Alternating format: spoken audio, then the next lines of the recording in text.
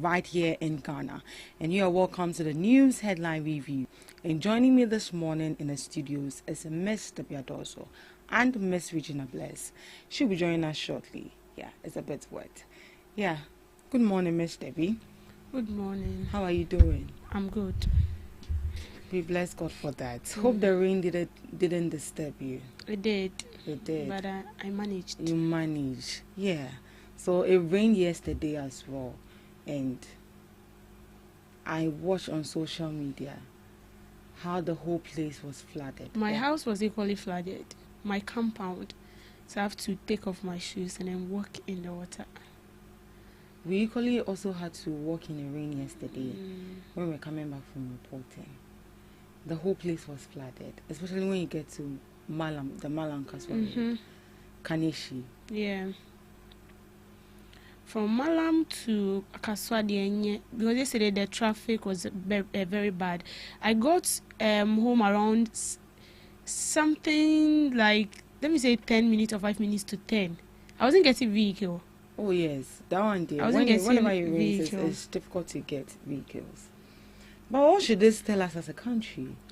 Is it our drainage? Is it the human beings who are polluting the environment? Because yesterday, the rain, how the rain was even rushing. Yeah, bolangwa. Especially plastic bottle, plastic rubber near that. I think when it has to do with flood issue, we all have a role to play.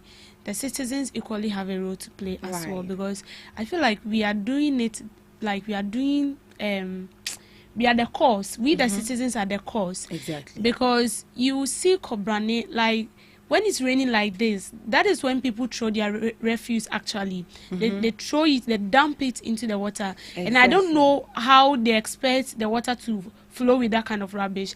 And the water is made in such a way that it has to, like, there have to be a drainage through which it passes. And if it is choked, how do you expect it to flow? And water as it's created is not a human being that will come to a halt. You are supposed to move. And so whatever it to do to have its way around, that is what it will do. And then that is where we actually see a lot of flood and stuff. But the government also has a role to play, because most of our roads do not have gutters. They don't have gutters. Most of our roads, they don't have gutters. Yeah. And so when it's rain, you see that is why anytime it rains, the roads get flooded. A whole road is flooded. And it should tell us that, like, we have a lot to do. We have a lot because as a road, they should have, like, gutters. You can say you drain side by side. But we don't do it. And I feel like we don't do it because the government feels like when it does it, oh yes. And it's bad. It's very bad. And I feel like there should be other means. The only means of transport in Ghana has to do with road. It's only road. Barely will you see train. Maybe it could be in other regions, but right here in Accra, I think there's one train. There is one in Pakadantema Railway. Yeah. So I think we should create more railways, because in Yotosa, you don't get vehicle home, and you have to be stranded. And it is during this time that drivers actually take advantage. I'm supposed to pay like 5 cedis, but yesterday I was made to pay like 10 cedis because of the rain. And you have to get to. I'll do it because I have to get to. I'm tired. I have to rest. So by force, I have to pay 10 cedis. But on a normal basis, I'm supposed to pay like 5 cedis. But that's very bad. So what if someone has already budgeted their money that, I'm going? There is nothing you can do. There is and can also a biamba. If it is 20 cedis, you're supposed to pay because you want to get home, and it's getting late. It's not safe outside. So you're supposed to get home. So I think when it has to do with flood, everyone has a role to play. In so Thompson and Roberts for Oh yes, Nanka. I want to market here there. In so Thompson. Market here there. It's still raining right here. Oh yeah, it's still raining. Yeah, it's still raining. I hope you are all safe out there. Yeah. All right. So moving on to our news item for this morning. Mahama petition to remove Justice Kulendi for misconduct. A formal petition has been submitted to President John Dramani Mahama demanding the removal of Supreme Court Judge Justice Yondi Kulendi over alleged judicial misconduct. The petition, which can be confirmed, by City News was filed by one Daniel Mafo Ofuriata on September 30th, 2025, and was addressed to the office of the president. In it, the complaint accuses Justice of improper interference in proceedings at the High Court in the ongoing ambulance scandal case, Republic versus Castle Atoforsen, and 2 others.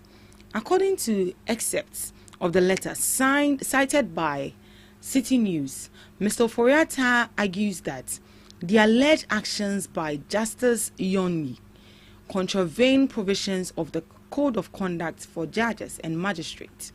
He contends that such conduct undermines judicial independence and erodes public trust in the judiciary. The complaint confirmed to City News that the petition has been duly filed and acknowledged by the presidency. It remains unclear what immediate steps will be taken, but under Ghana's 1992 Constitution, the removal of a Chief Justice of the Supreme Court must follow a strict process outlined in Article 146. Yeah, and that is it we have right there. Another petition has been forwarded to the president for the removal of a Supreme Court judge in the person of Justice Yoni Kulendi. I just hope I got the surname right. Yeah, so a man named Daniel Mafo Ofuriata has officially petitioned President John Dramani Mahama to remove a Supreme Court judge over allegations of misconduct. The petition, filed on September 30th, 2025, accuses the judge of interfering in a High Court case involving the ambulance scandal, which is the Republic vessel Atoforsen and 2 others. So Mr. Ofuriata argues that such interference goes against the Code of Conduct for Judges and Magistrates, weakens judicial independence, and reduces public trust in the courts. The presidency has acknowledged receipt of the petition, but it is not clear what steps will follow. So according to Article 146 of the 1992 Constitution, removing a Supreme Court judge is a very serious process that needs to be followed strictly. It requires the president to refer the matter to the Chief Justice, who must then set up a committee to investigate and recommend whether or not the judge should be removed. And this is a developing story and could spark a major conversation about judicial accountability, independence, and political influence in Ghana's justice system. As it stands right now, we don't have a Chief Justice. One has been nominated, of which is supposed to go through vetting, and then they will have to decide if he is qualified enough to be the Chief Justice. Looking at the process that it takes, like it goes through to, remove a Supreme Court judge, it has to go to the Chief Justice, and then the Chief Justice will then set a committee. Then whatever the committee brings on the reports of the investigation they bring is what they are going to act on. Yeah, so that is it. Another petition again. So, Ms. Debbie, do you think that these allegations that have been mounted on this judge, should, in case it is proven true that there was indeed a misconduct, do you think he should be removed? Because we've already removed Mr. Kone, and right now we are going to remove another judge from the Supreme Court. How does that sound for you? It tells me of how let me say how weak our judiciary is, and how our judiciary has, for this period of time, lost its integrity. Keeping him would be like you trying to tell us that we should lose more trust in our system, in our judiciary system. We can't keep him. If truly after the investigations are done and then the results proved him guilty of all this, then it means he cannot be kept. If a whole CJ has been removed, then who are you as a judge? You are supposed to be removed. And then removing the person is like setting a pace where it shows that no one is above the law. If you go contrary to what is stated, you should be removed. or it should be used as an example for others. You know, the judiciary is a very sensitive institution. I always say that. And the judiciary, as it is an independent institution. And if you find yourself working there, you should know how to tread cautiously. Because if you don't do that, you're not only implicating a negative effect on yourself, but then you're tarnishing the image of the judiciary. As it stands now, I have no faith in the judiciary system. Oh yes, I don't have faith in it. But is it that you think the judges are not being independent? They are not fair. They are being biased, and I don't know whether there is I don't know whether they are being controlled by a higher force or they are doing their work. As I said, the judiciary is supposed to work independently. But looking at this man you are talking about, he was actually appointed by Akufo-Addo somewhere in 2020 when he was in power. And with this ambulance case we are talking about, I can't remember some time ago, it came that they purchased some ambulances into the country, and then Remo. Up to now, ambulances the people involved, we cannot, like, it's like they are known, but they cannot be held accountable for their acts. So if someone is petitioning the president, I say me about you. When I heard about this scandal about ambulance, but these people were not so held accountable. So I believe that sometimes people are actually quiet and then they want someone to take the step. And since someone has taken a step and the CJ has been removed, then it means when I also take some steps, someone else will be removed. And then it tells us that there are hitches in the judiciary. It means we have judges, we have lawyers in the judiciary that are not doing the right thing. And it's not as if previous governments are not aware. They are aware. And it's not as if they are not being petitioned. They were petitioned, but they were not doing the right thing. So let's take, for instance, the case of CJ Tokonu. She was, Akufo-Addo was petitioned. Now, were you aware? Me myself, I wasn't aware. No. It was after this current administration came into power, we got to know that former president was actually petitioned, pertaining the conduct and the way this woman is executing her duties as a CJ. But you're about to baby. So it means that we still have lawyers, we still have judges in our court that are actually not doing the right thing. So if President Mahama is being petitioned, then it means that we have a lot of work to do when it has to do with our judiciary. And that is why most of us do not trust the judiciary. We don't, because see, if we want to put this issue aside, and then you as an ordinary citizen, bringing your case before the court, look at how long it takes for you to be vindicated by the court. And the court is, we were told that the court is for us. The court is supposed to work in our favor, not in the favor of politicians. But what do we see? Most of the lawyers in our courts are being appointed by politicians. They are being appointed by them. And you can't tell me that since you are appointed by a politician, were you not employed by a manager? If manager should tell you to do something, can you tell him in the face, you will do it. So imagine a politician is telling you, do this, do that, do that. Can you tell him you won't do it? No, because he appointed you, he gave you the opportunity. So you are thinking about all the benefits you've gotten from this person, and this person is telling you to do him a favor, and you cannot do it. Your hands are already tied. You have no option. You have to do it. And so, personally, when it has to do with our judiciary, they're ready. Our judiciary, they are not independent. They are not. They are being controlled by a higher force. This person is actually calling that this justice or this judge should actually be removed. Other than being removed, can't he undergo some sort of like sanction? Sanction, bear? Or maybe a fine? No. Or maybe suspending, maybe for like 2 weeks. And the person will come back again. And the person will just learn a lesson. Lesson, bear. But removing... We don't learn lesson in this country, we don't.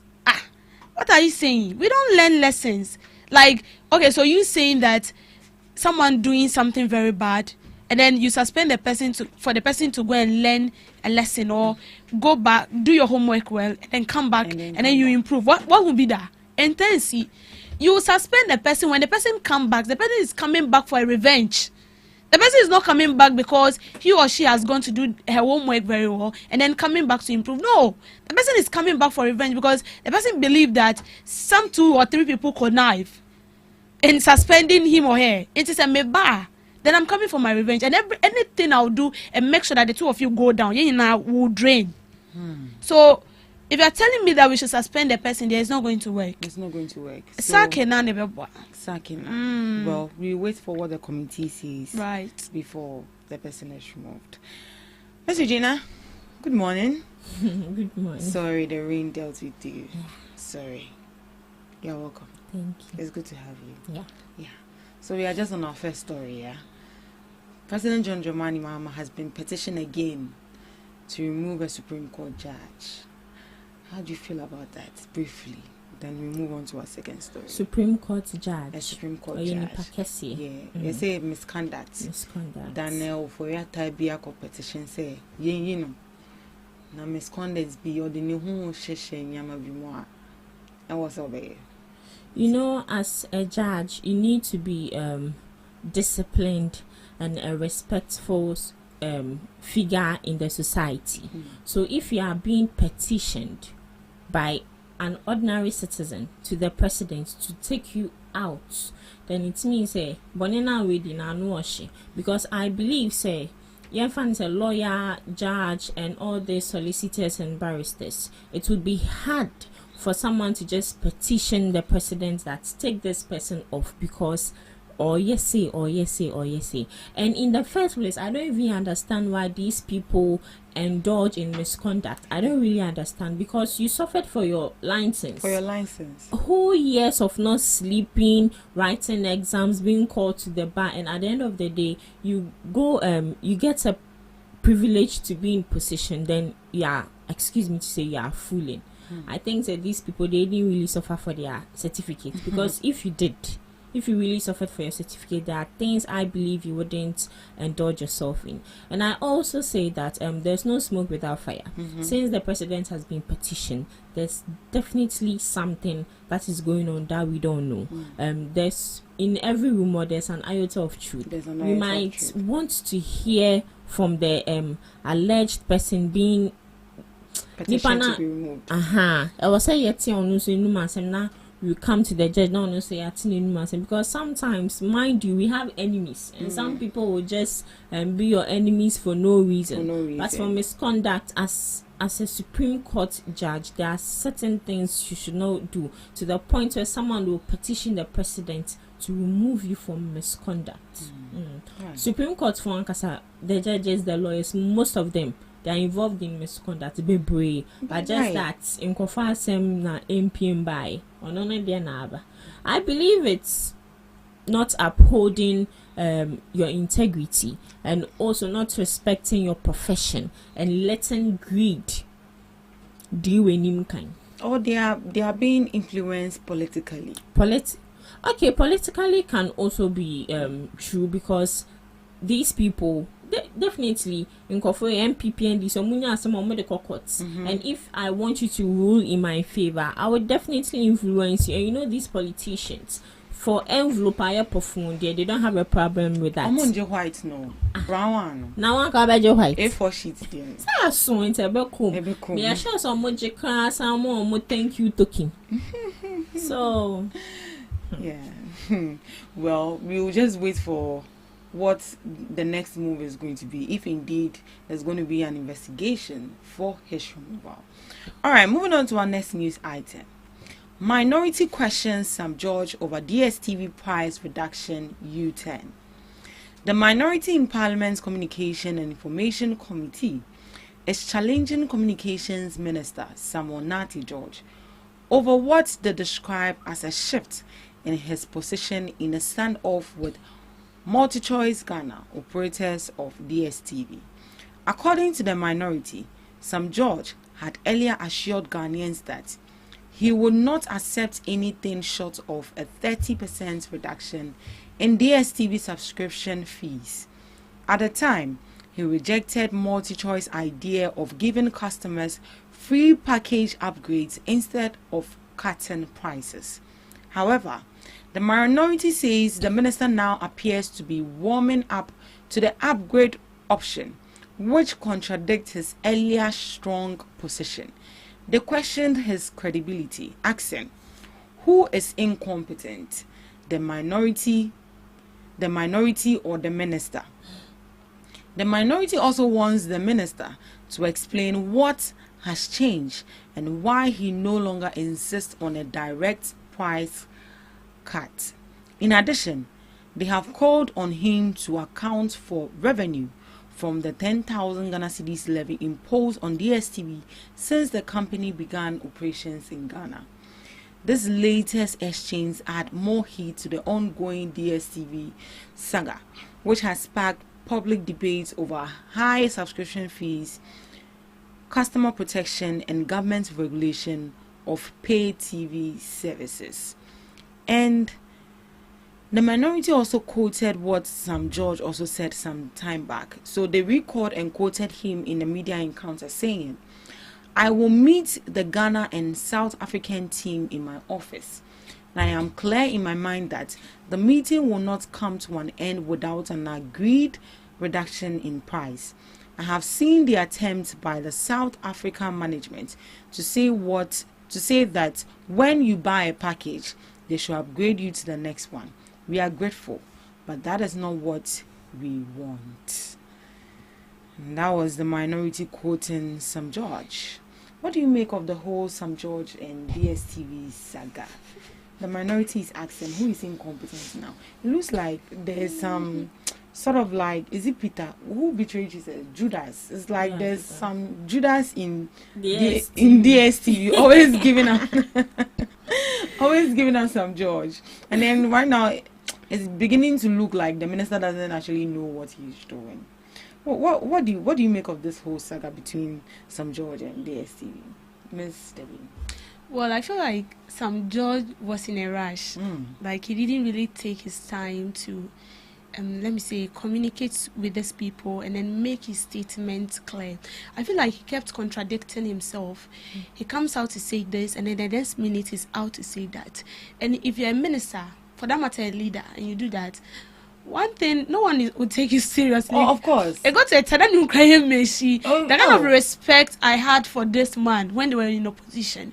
I mean, when you hear you talk, you can see sense talking. You get it? I'm not trying to insult anyone though. You can actually see sense talking. But now that he's in power, I feel like this man, he's overdoing it. Yes, he's overdoing it. You know, DSTV has been in Ghana for God knows how many years now. They've worked with the people. And I've also come across instances where some countries like Nigeria, some countries like I think Cote d'Ivoire or Togo are enjoying less when it has to do with payment of this DSTV stuff. But then when it comes to Ghana, our prices are high. And I think you should first sit down and ask yourself, if you come to Ghana, things are equally expensive too. And these people pay tax. They pay tax. You can't tell me that DSTV is in Ghana, they just feel like increasing prices just like that. No, they pay taxes. They are equally living here. They have employees in Ghana. They pay rent. How is our rent issues in this country? They drive vehicles. These are some of the issues that we should be fighting for. But they didn't. They drive vehicles. They buy fuel. How much is fuel now? Some pumps have increased fuel prices. They pay all these things. When you go to Togo, things are less expensive. Things are less expensive. And so you don't expect DSTV to be in Togo. And then they'll increase the prices of DSTV for the people. Once everything there is equally less expensive for them. But when you come to Ghana, it's different. Even Nigeria. You know, some time ago, Regina and I were actually watching a movie, and then they mentioned an amount in their this thing. It was huge. So I was like, let's calculate every day 6 CDs. 6 CDs. So, and omohono is kakesiye. But I have 6 CDs. What would you buy with 6 CDs? Even Wache is sold as 10 CDs. Yeah, 10 CDs. You cannot even buy 6 CDs with anything. But in Nigeria, 6 CDs is a huge money. So you don't expect DSTV in Nigeria to increase the prices of the tax that they take from these subscribers. No. But in Ghana, things are equally expensive. So as a minister of communication, you're supposed to sit down, ask yourself this question: why are they increasing the prices? Oh, fine, maybe because our taxes are too much, because Ghana is equally expensive. Ghana is an expensive country. If you don't know, maybe I'm telling you today, because everything is equally expensive. Everything is expensive. Common water, I wouldn't be surprised in the next year to come, maybe we'll be buying water at 1 cedi. Oh yes, very soon. Ghana is very expensive. So you ask yourself all these questions, you put all these things into consideration, then you now come out and see the press conference. You end up being a fool at the end. Okay, you end up being a mockery at the end. And you see now the minority are questioning you. Yes. With this one, many minority know. So now will you say that the minority are incompetent and I want to incompetent? You are rather incompetent because you said you are going to reduce the prices, but what you brought on board is not a reduction in prices, it's addition of channels. They've rather added channels and they've rather added something like an incentives. So maybe a family class now, a subscriber as a family, there are some percentage you will enjoy, but the prices has not been totally reduced. I think they said the price reduction is somewhere like 1.5 or 1.6 BBs, Yeah. 1.5, and still they are saying it's not enough. You are actually calling for a total, reduction in the price, like let's say 50%. So you see, communication is very, very key. And you are the communication minister. This shouldn't be something that should be difficult, and this shouldn't be something that we should be calling you out. So Sam George, sincerely speaking, you are disappointing some of us. Seriously. It's not you are. You've disappointed. You've disappointed some of us. I'm a town. It's not nice. Seriously, what he said with what we are seeing is not it. It's so different. I believe going forward, he should do his homework well, and it's not bad. See, if you come out to apologize to someone, it doesn't mean you are weak. You are actually telling the person your strength. Okay, so you come out, tell them that but we will make sure that as time go forward, you'll feel the positive impact. I don't know if you saw the press release. I don't want to lie, so can you look for that? The press, I think when you go on our pages there was a part where the minority said that they don't need his apology because his apology comes very expensive, and which they know he cannot afford that. That was what as in how? That was what you let them find it. His apology comes expensive. They know he can't afford. Looking at Sam George, I don't want to say he's. I won't use that word. I won't use it. Okay. But I don't want to say that word in my head. But in a way, looking at him, he won't do it. He won't do it. I think the even latter if he would do it, they sign. even if he would do it, he will do it in a way that doesn't look as if he's apologizing. It starts with regarding. It says, regarding his insult on the minority, we will not request an apology from him because it is a trade that is too expensive for him to afford, meaning he's disrespectful. Yeah, and it means he's. Was that necessary for the minority to add that? No, they know him, but they are in parliament, so they know each other. They know each other very well. I know, but this is actually going out, and people, the DSTV company, looking at what him, he exhibits. That is what people will talk looking about. at him, you can actually see. Some time ago, I actually follow him on Twitter, and then he posted something, and I think one of the fan ever commented as CSA, you should rather pay attention to the bad roads in your communities and. See the kind of reply this man gave, like me myself, I was surprised. Like myself, I shocked. Like no, but does he know he's a minister now? I was surprised. I was like, oh, Sam George, no. This is a no. Seriously, the man is the man. That is all I can say. Miss Debbie, you were there at the.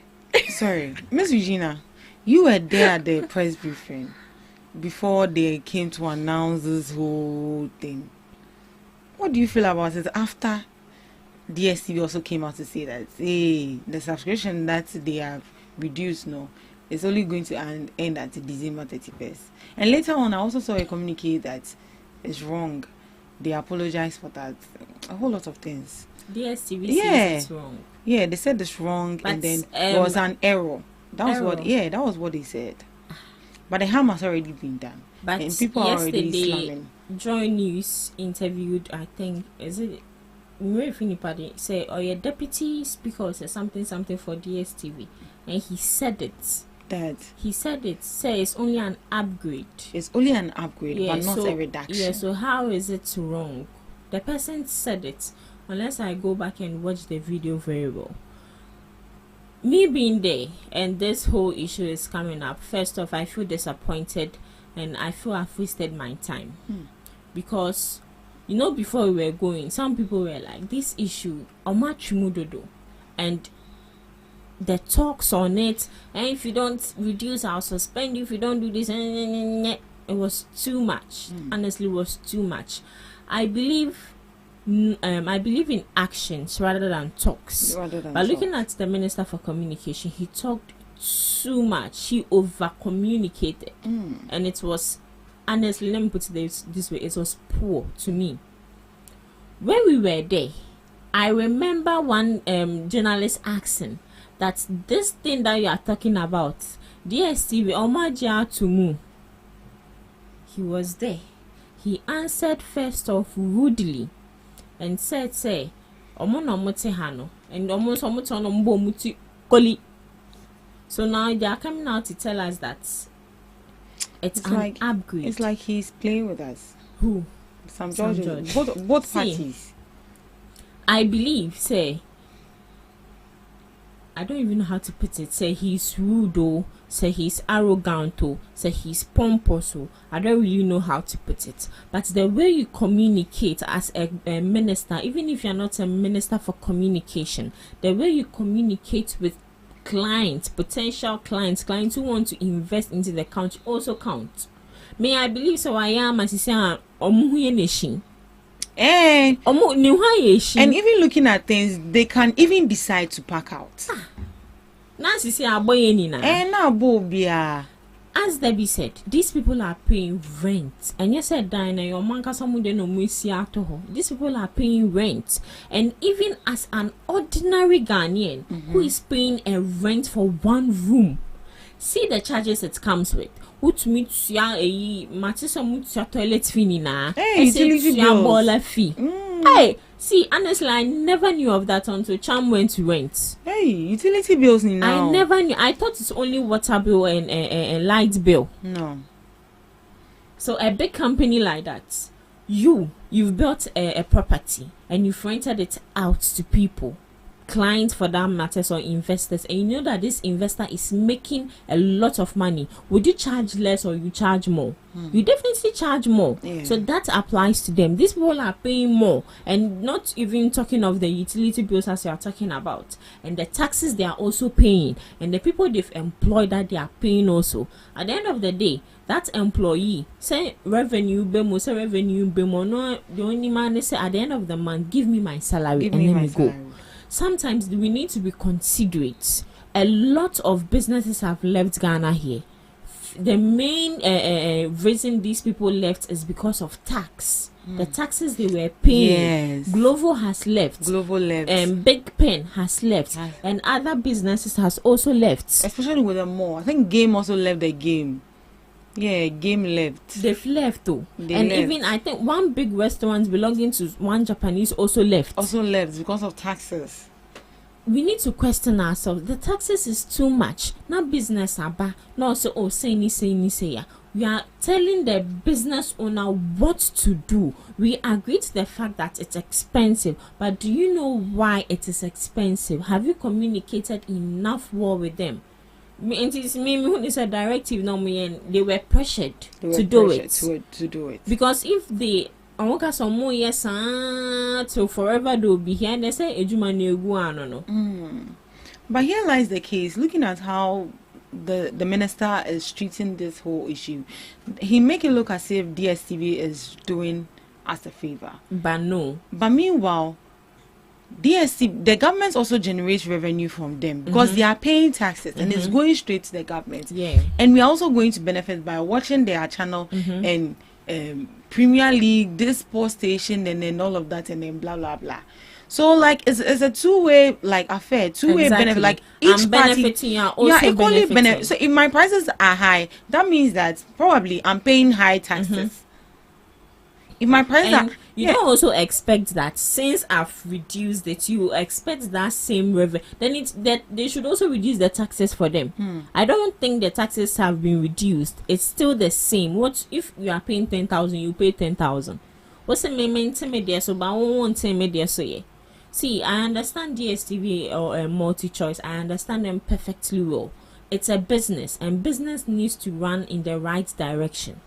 If you want to have any conversation, you sit down. From the look of things, from the onset, communication didn't really go on well between both didn't parties. really go on. It didn't really go on because from what multi-choice will come out to say, from what some judge will come out to say, some judge went as far as threatening these people. Yeah, that they will leave the country. But Minister for Communication is communicating. but as it stands right now, communicating. But as it stands right now, is it a reduction or is it an upgrade? They said it's an upgrade. It's an upgrade, not a you reduction. said they've come out to say it's an error. Yes, that's what I saw yesterday. It's an upgrade on Facebook. See, so far as I ban no crew. You can't tell me say someone will just wake up and frame that. So what he did was actually a promotion for them. She said they use Sam George as a content creator to influence people. If you don't really know, excuse me, but if you don't really know your this from your that, people will always take advantage of you. That is true. And as it stands now, do you see him losing credibility? Oh yes, he has lost it. Did that.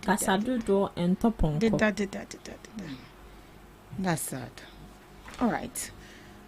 This whole DSTV saga, we are just hoping that we'll come to a mutual agreement which is going to benefit both the subscribers and then also the government and DSTV themselves as well. And also, since he's the Minister for Communication, one thing I'd like to touch on, as a Minister for Communication, no matter how the question being posed to you sounds disrespectful or irrelevant, you need to make sure you answer it correctly. Don't, excuse me to say, don't throw shitty answers. Because the other day at the press briefing, it was bad. It was really bad. And even yesterday I saw one on Joy News. Yes, with Evans. Also, they need to take. Also, then Ghana education need to take comprehension very. I was like, wow. So if this is how you understand it, they brought follow their challenge is your like no. I felt insulted. Me saying Afa. It's not about the English. But what I'm saying is that he's misusing the words. English. Like he's just giving. It's true. The way he talks is bad. It's bad. I say if this is what you call comprehension, then the Ghana Education Service need to go back and see what looking at someone. And with I think he even said that caliber. the government is not for that. I agree with him that the government is not doing well with illegal mining. He said something like that too. Oh, but come on. You don't insult. That's an indirect insult. It's a direct insult. I felt very ashamed for the journalist, for the presenter. You know, the moment he said that, and I just cleared the video off because I couldn't bring myself to watch it. Yeah, because it was very embarrassing. Some judge needs to be called back. You see, they are supposed to follow the steps of President Mahama. The president can do it, you know. And I'm Mekano. Okay, stand up. Really? I didn't watch that video. The president is supposed to sit down first. Are you talking about President Mahama? Yes. And is that what? During the cyber security program. Yeah. Sam George or Preno, what's Nasi? And Mahama was like, that's right. That's right. All right. Thank you so much for joining us on the news headline review. Up next, we have Debbie Ishkrill.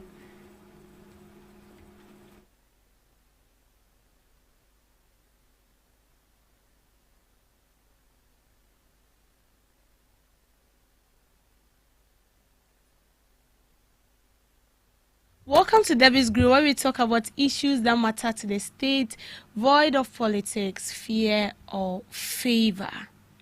Now, I came across something yesterday, has to do with aspiring flag bearer for the New Patriotic Party. He said we should vote him back into power, and the next MPP government that will be coming back into power will make sure that they complete the Agenda 111 hospitals that they started, and is going to create jobs for over 6,000 youth. And he also made claims that when this current administration came on board, they've totally refused to complete the hospitals that they've started. It's like they've ignored the hospitals. And then I've seen a lot of backlashes and that, and then and a whole lot. You see, it's very good that as a leader you know the right thing. Okay, you shouldn't pretend as if you don't really know what is going on, and you shouldn't as well pretend as if you don't know what you have done. Right? So you brought out Agenda 111. You said you wanted to create build hospitals in all the 16 regions and districts, and in also villages to also get their own. I mean, every constituency will get a hospital, and that was a very laudable initiative, because sometimes you will get to a whole municipality, and then you will see people traveling all the way from other districts just to have treatment in a hospital located right in their municipality, and they have to travel like miles. And so when they brought out this initiative, a lot of Ghanaians actually applauded them because it was the right thing to do. But what did we see? According to my research, none of these hospitals were completed, and even the ones they claim they have completed were not resourced. No equipment, no nothing. And you are saying that the current administration came on board and they are refusing to do what you started. How many projects of this current administration, when they were opposition, were you able to complete? I want to know. How many projects were you able to complete? If my memory served me right, I remember that when the previous administration was in power, I think the chief of Volta region, Togbi Afedi, actually put a request before the then president, that's our former president, President Nana Akufo-Addo, that there were some schools in his constituency that was built by this current administration that has to do with the E-blocks, and he said they were not completed. And then he was appealing to the president that, oh, Mr. President, can you please help us? It's like the school was even near completion. I think something small, they will just add, and then they will launch the school, open it up, and the students can have their way into the school. Do you know what President Akufo-Addo said? He actually didn't say anything, but then when he came back to Accra, on one radio station, I don't want to mention the name, he made a very funny statement. He said he should do it himself. He asked him to do it himself.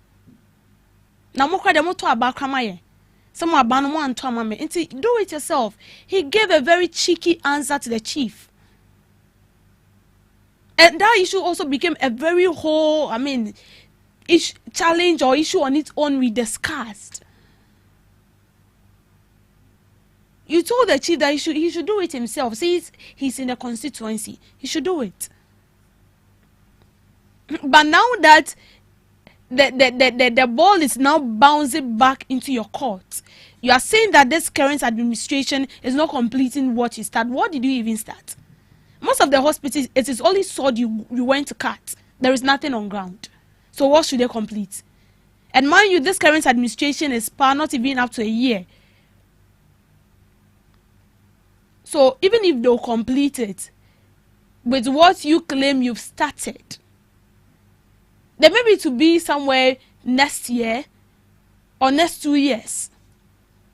And even talking about the hospital, my constituency do not even have that hospital. You people promised us heaven on earth. What didn't you promise us as a country? You promised a lot of things. You promised what we ourselves know that you couldn't even complete it. And now you are coming back to tell us that we should bring you back into power. And then when you come back into power, you are going to complete it. How sure are we that you are going to do it? We've given you years, 8 good years. Is 8 years not enough to complete those projects? And when you brought it out, you said that 1.7 billion would be needed to complete the project. And out of that, 3 to 5 million was actually located to that project. And are you telling me that that money cannot complete like 22 hospitals out of the Agenda 111 hospitals that you claim of building? Is that what you're trying to tell us? You've been in power for 8 years. You have no excuse. You have no excuse. It goes to a time we realized that there was some irregularities. You kept on lying. You kept on telling us they are far intelligent than even some adults. So if you tell us that the 8 years we've given you, you are not able to complete Agenda 111, is there another 4 years that will add up to you that you know that you can actually complete this particular project? No. You see, I don't really blame these politicians because we don't have a national plan. We don't have a national plan as a country. Imagine we have a national plan and then we've listed what we want. Okay, for maybe in the next 10 years, we want to build only, we want to focus only on infrastructure. So any government that comes into power, whether you are going to stay in office for 8 years, whether you are going to stay in office for 4 years, we are focusing on education. And it has to do with building schools, resourcing the schools. Then maybe after 10 years or after 20 years, another government that will come on board, we are focusing on the health sector. Or we are focusing on technical aspects. We are going to resource those institutions. We are going to ensure that everything is set.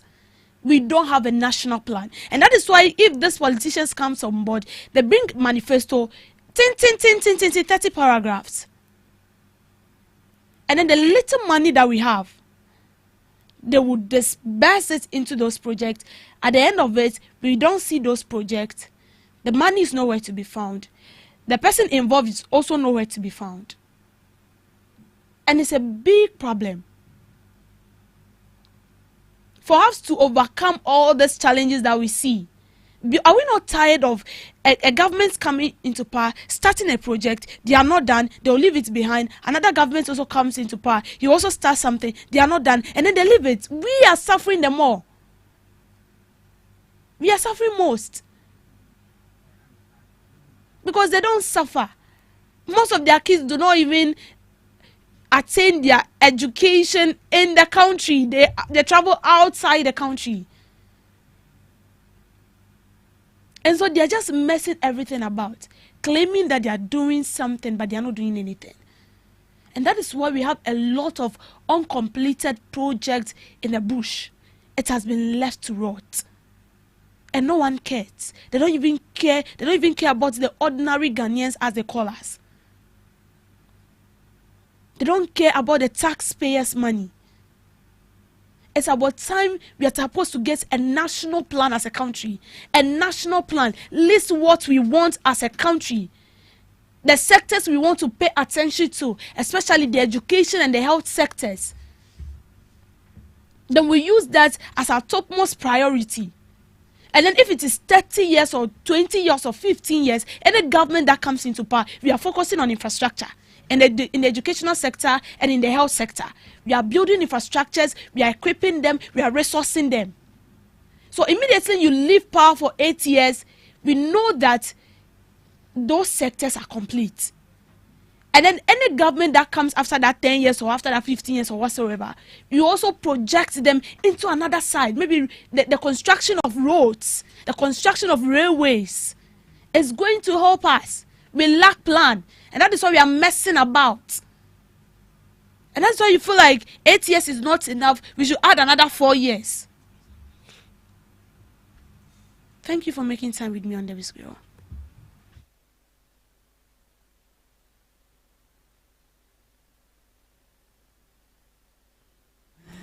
Today in history with Miss Regina Blaise. Asemo, it's not plenty. Yeah, you've cut the 10 short.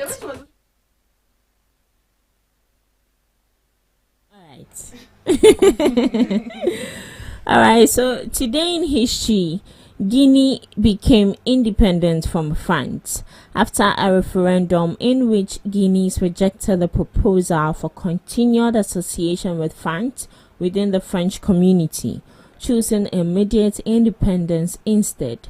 Led by Ahmed Sekoy, Guinea became the first French colony in West Africa to achieve full independence. In response, France implemented harsh measures, withdrawing resources and personnel to punish Guinea for its decision. Hollywood icon Rock Hudson dies of AIDS at the age of 59, becoming one of the first major celebrities to die from the disease. His public diagnosis and subsequent death raised significant awareness about the AIDS epidemic, helping to shift public attitudes and increase support for research and treatments. Benedict Arnold accomplice hanged. 30-year-old British Major John Andre is hanged as a spy by U.S. military forces in Tappan, New York, on this day 1780. Andre, an accomplice of Benedict Arnold, had been captured by patriots John Peldon, David Williams and Isaac Van Watt on September 23rd after they found incriminating papers in his boots. The papers revealed that Andre was returning from a secret meeting with U.S. General Benedict Arnold, commander of West Point, who had offered to surrender the strategic Hudson River fort to the British for a bribe of 20,000 euros. Upon hearing of Andre's capture, Arnold fled to the British warship Vulture and subsequently joined the British in their fight against the Patriots.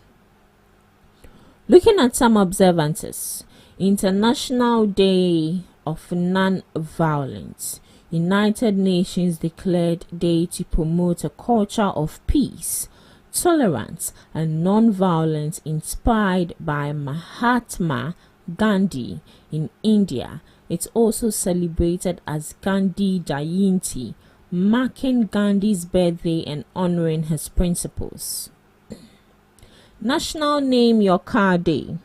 It's a day to acknowledge the emotional connection people have with their vehicles, encouraging them to give their cars a name to make the experience of driving feel more personal, like a companion or family member.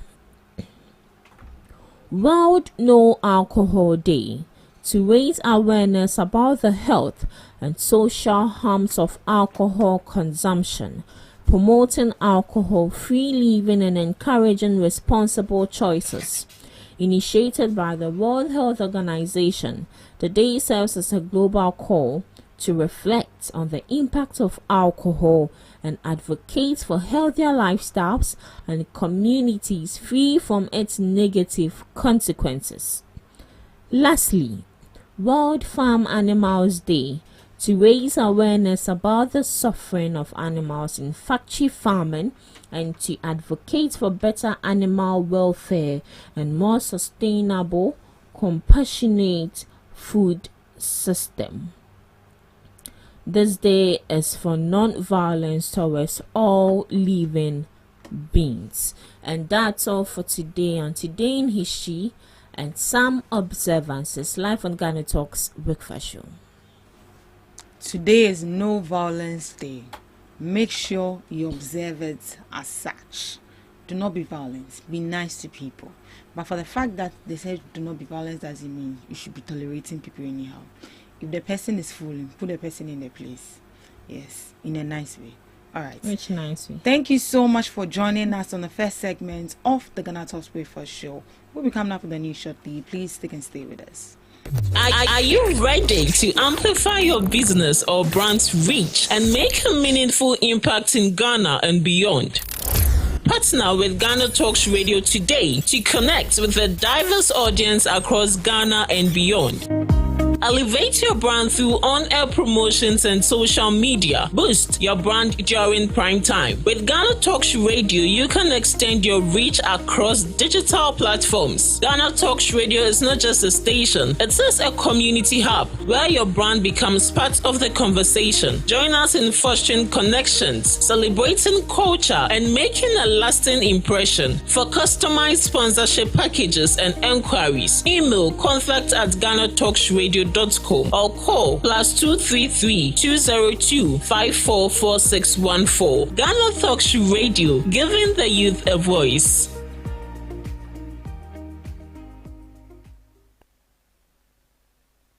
What do you want for breakfast? How do you want your breakfast? English breakfast.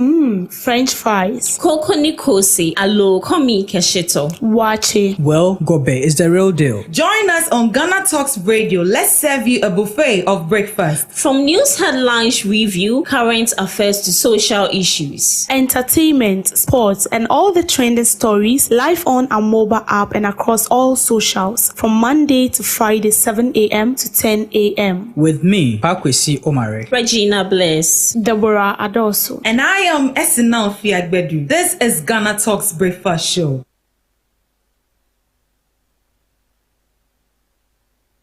This is GhanaTalks Radio, the best station rocking the nation.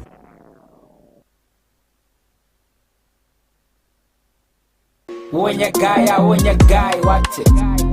John, when you guy, what it? A boy now when you alright, Busia go by the name Coin Takra. Call me, say you're Coin Takra, then your time it's Coin Takra live on GhanaTalks Radio now. Mondays and Fridays, may the time it's Coin Takra. Bravo, when you say Monday, let's day. Aya mamere abakwasem Africa, Ghana, our heritage. Eka mamere ni amani yeteti abakwasem hon komone yedi. Aya hina ni yekonye now Friday ni ye bass on bass.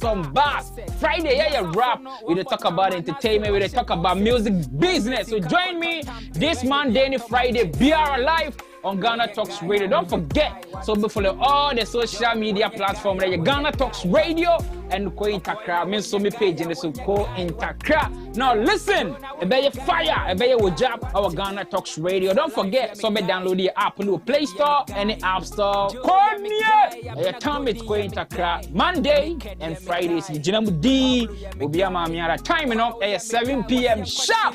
Yeah, the Jumedi bro. Here Konya on your guy, on your guy. Wadim Savieta Sika, your fan Kotovenza.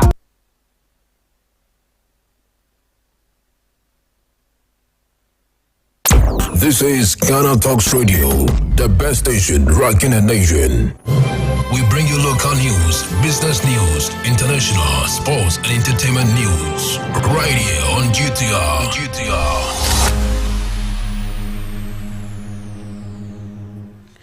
Welcome to the morning news broadcast on GhanaTalks Radio. Coming up, President Mahama assures Ghanaians on U.S. deportees.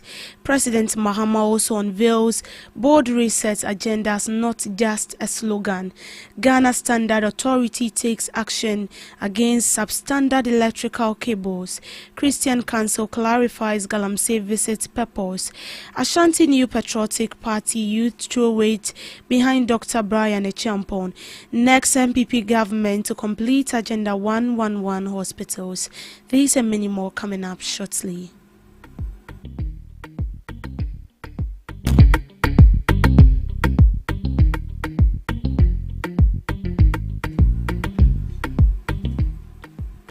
President John Dramani Mahama has firmly reassured Ghanaians that the country will not be used as a dumping ground for deportees, especially those with criminal records under the government's current understanding with the United States. Speaking at the swearing-in ceremony of newly appointed ambassadors and high commissioners in Accra on Wednesday, October 1st, President Mahama addressed rising public concern over Ghana's acceptance of deported individuals from the United States following recent disclosures by the Ministry of Foreign Affairs about the arrival of additional West African deportees.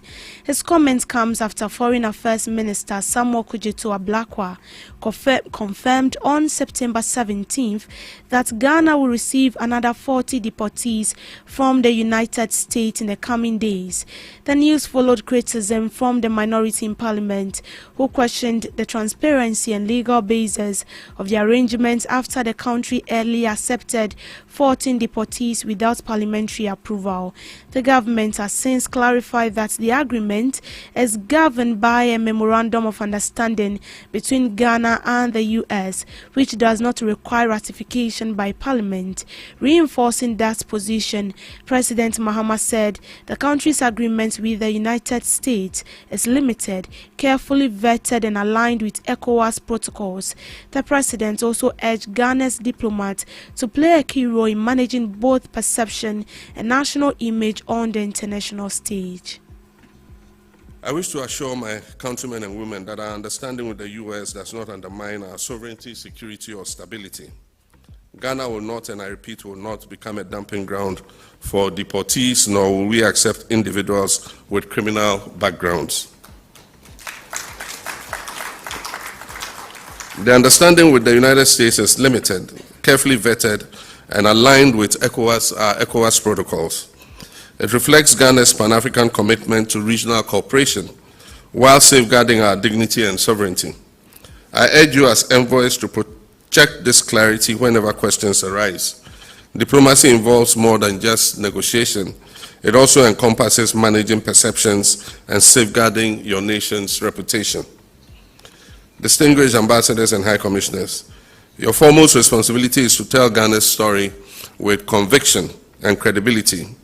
You must present Ghana as one, a stable democracy with a proven record of peaceful transitions; two, a land of opportunity open for trade and investment; three, a hub for technology, innovation, and a creative economy; and four, a vibrant cultural nation and a good tourist destination; and finally, above all, a people determined to create jobs for our youth and restore dignity to our workforce. President Mahama has also revealed that his administration's research agenda is a comprehensive program aimed at transforming Ghana's economy. This involves reducing recurrent spending, eliminating ghost names on the public payroll, and restructuring ministries to cut administrative duplication. According to him, the research agenda has served the country $2.4 billion in the first quarter through this effort. He stressed that the Ghana Revenue Authority's digital platforms are being upgraded to broaden the tax net and target the informal sector with mobile-based tax compliance systems. This has led to an increase in the tax revenue to GDP ratio from 13.5% in 2024 to 15.1% by May 2025. The research agenda is not just a slogan, it's a bold program of reform and renewal that aims to make governance more accountable, the economy more resilient, and our society more inclusive. But national renewal cannot succeed through domestic action alone. The world is interconnected. Decisions made in distant capitals influence jobs, security, trade, and investment in our own country, Ghana. This is why your role is so vital. The research agenda will succeed or fail depending on the partnerships you build, the opportunities you create, and the confidence you inspire abroad about our country. It is therefore your solemn duty to portray Ghana as a credible, trustworthy, and forward-looking nation. You must present Ghana as a land of stability, a country that keeps faith with its people and its partners, and a place where investment yields not only profits, but shared prosperity. Our diplomacy has always been grounded on principle since the days of our founder, Osajifo Dr. Kwame Nkrumah. Ghana has stood tall as a champion of Pan-Africanism, self-determination, non-alignment, and the peaceful resolution of conflicts. We've spoken boldly for a just world order and worked tirelessly for Africa's emancipation and unity. That tradition continues, but the global landscape has changed. We live in an era of shifting geopolitics, rapid technological disruption, economic reordering, climate emergency, and growing unpredictability. The balance of power is moving, and the very architecture of global governance is under stress. The Ghana Standards Authority (GSA) has launched the Ghana Digital Conformity Pilot Project, a digital system that enables consumers to verify and authenticate electrical cables products using a quick response code. This initiative aims to improve the safety and quality of electrical cables on the Ghanaian market, enhance regulatory compliance, and reduce accidents associated with substandard electrical products. The projects protect legitimate manufacturers from unfair competition and counterfeit threats. The GSA's initiative is expected to boost public confidence in electrical cables manufactured locally and promote fair trade practices in the industry. In this country, we are facing a lot of challenges with products coming here that are not certified by any other international standards organization. So we are trying to introduce QR codes on some of our products. QR means what? Quick response codes. So if you take your mobile phone with the app, you scan on it, you should be able to get basic information about the product you are handling. So we are trying to pilot with 6 manufacturing electrical companies in Ghana, and that's what we came here to do this morning. We are now piloting with our own products so that we incorporate the imported cables also as well. So when you come to our port, we have to certify you before we bring the products into the market. So this one, we are coming to give power to the consumer to be able to determine whether the cable meets the standards or doesn't meet. The Christian Council of Ghana has denied allegations of its leaders visiting illegal mining sites only to pray. According to them, the visit was part of a broader fact-finding mission to understand and address the Galamsey issues.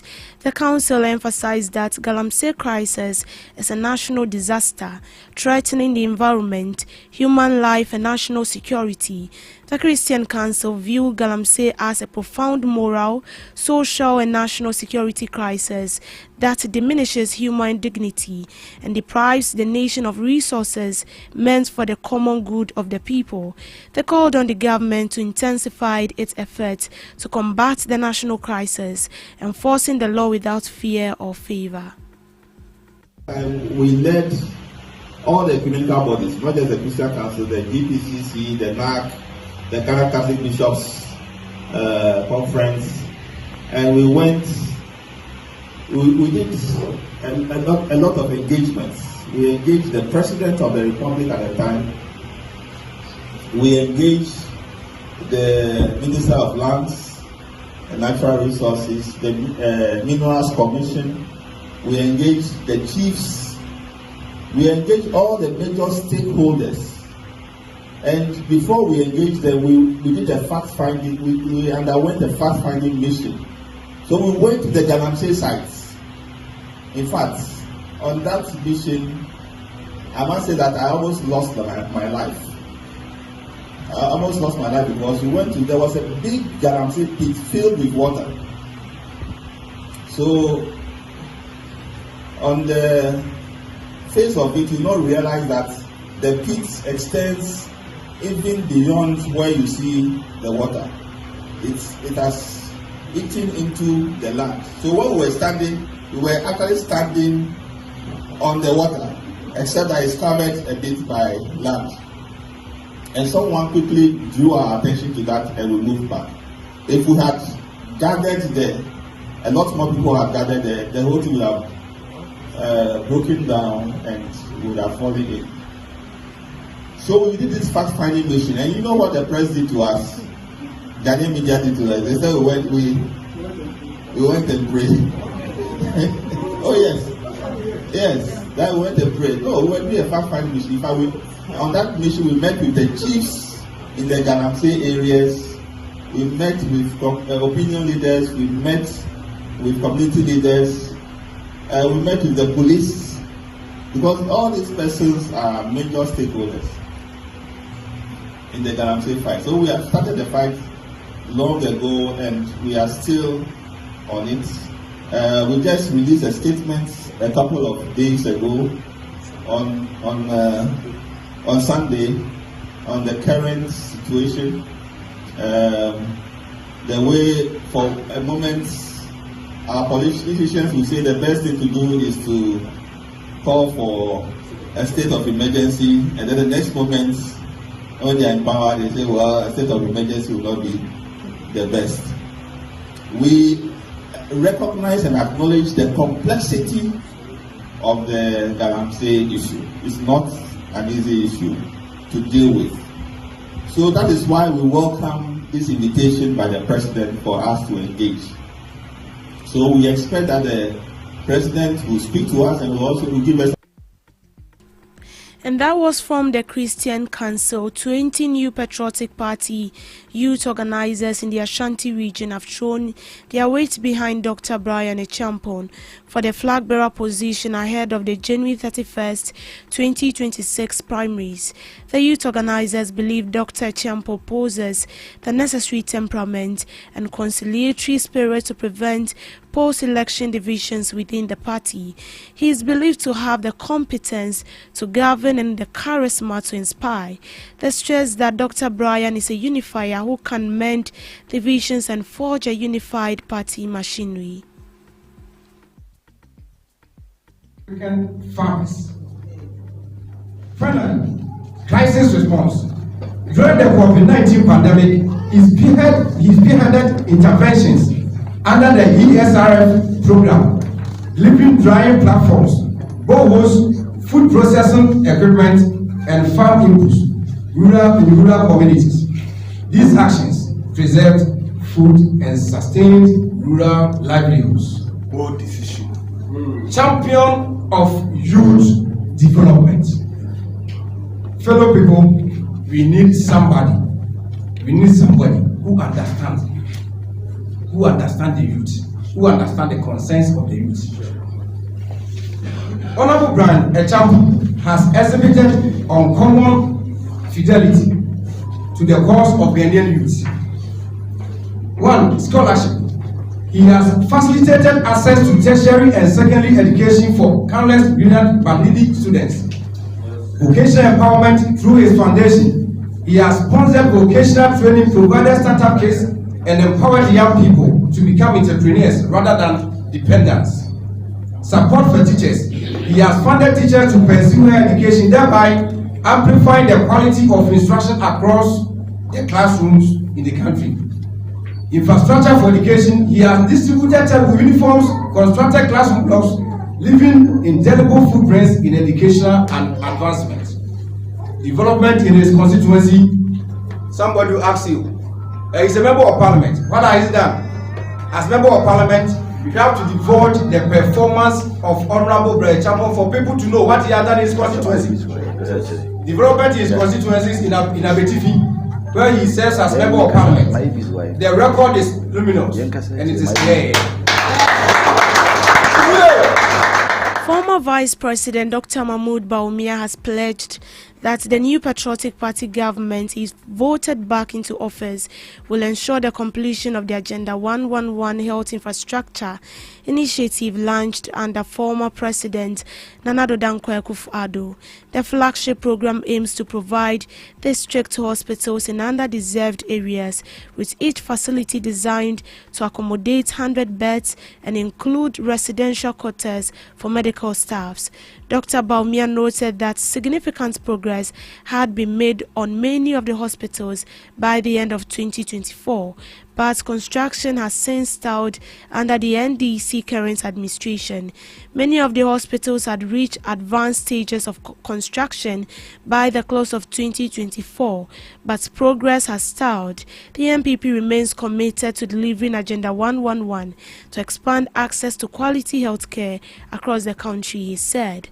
Speaking to the constituency executives and former party officials in the Greater Accra region on Wednesday, October 1st, Dr. Bawumia Bawumia reaffirmed that completing Agenda 111 will remain a priority for the New Patriotic Party. In business, a new study has revealed that about 60% of African-focused investment vehicles are domiciled outside the continent.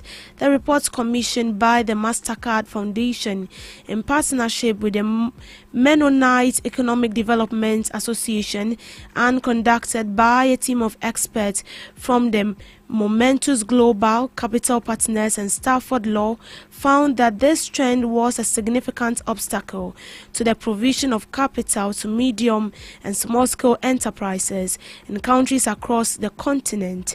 The 190-page report titled Study on Africa as a Jurisdiction of Investment Vehicles identifies how the domiciliation of investment vehicles could boost economic growth across the continent. The report covers 13 African investment destinations, including Ghana, Ethiopia, Nigeria, South Africa, Senegal, and Morocco, assessing their viability and providing suggestions to ensure they are ready to capitalize on opportunities for economic advancement. Ghana is noted, and other high potential jurisdictions like Cape Verde, Uganda, and Rwanda had demonstrated a proactive approach to building regulatory environments conducive to attracting foreign investment and have prioritized creating ecosystems that foster foreign and Pan-African investment vehicles. The president and CEO of MEDA, Dr. Dorothy Nyabi, said it is time to enhance African competitiveness and increase capital mobilization through strategic investment vehicle. Transforming the investment landscape for African-owned and women-led investment vehicle will strengthen the MSMEs that generate dignified and sustainable jobs for women and youth across Africa. The report provided country-specific recommendations to boost prospects and called for concerted and deliberate action by various stakeholders groups and advocacy agents. Among the measures recommended for implementation in Ghana were the promulgation of the Limited Partnership Law and Trust Law to expand the permissible legal structures for funds and provide alternatives for fund managers and investors. The report also pushed for the establishment of an Accra International Financial Center framework to provide a dynamic and investor-friendly business environment and adaptable regulatory frameworks. The lead counsel at Stafford Law explained that the domiciliation could help address youth unemployment by enabling MSMEs to procure enough capital to be able to offer sustainable jobs to young people across the continent. The release of the full study is part of a 3-year initiative led by the MEDA to apply key learnings from the Mastercard Africa Growth Fund effort to capitalize and catalyze risk capital. The Volta River Authority is expected to complete the relocation of the thermal power plant, formerly known as the Emery Power Plant, to Kumasi by December 2025. Phase 2 of the project involves the movement of the 4 remaining plants from the western region to help augment power supply in the Ashanti region and the northern parts of the country. Chief Executive Officer of the Volta River Authority, Edward Echo Bain, said the relocation of the remaining power plant to Kumasi will provide supply and stabilize the Volta. This was made known during a visit to the Volta River Authority substation in the Ashanti region. In related development, Parliament's Select Committee on Energy emphasized stepping up stakeholder engagement to safeguard power lines belonging to the Ghana Grid Company Limited, which are continuously being threatened by illegal mining activities. The committee expressed concern about how Galamsey and encroachment on major gas pipelines are endangering Ghana's power sector. It also pledged its commitment to engage relevant ministries and agencies to help address these challenges. Deputy Ranking Member Collins Adumaku-Mensah called for concerted public effort to prevent illegal miners and encroachers from getting close to power lines and gas pipelines. The committee assured that it would engage the Finance Ministry on concerns raised by the VRA regarding tax exemptions on imported equipment. Acting chairperson of the committee, Albert Tete, together with Deputy Ranking Member Collins Adumaku-Mensah, also expressed the need for more investment in the country's energy sector despite the current stability in power supply. To sports, press attaché at the U.S. Embassy in Ghana, Matthew Aseda, has expressed his excitement at the prospect of rekindling historic rivalry between Ghana and the United States at the 2026 FIFA World Cup. With just 254 days to the global showpiece, the Director General of the National Sports Authority, Yao Ampofo, set the stage at the United States Embassy's American Spaces event, unveiling the theme, Bridging the Gap, to foster connections between the United States and Ghana through soccer culture.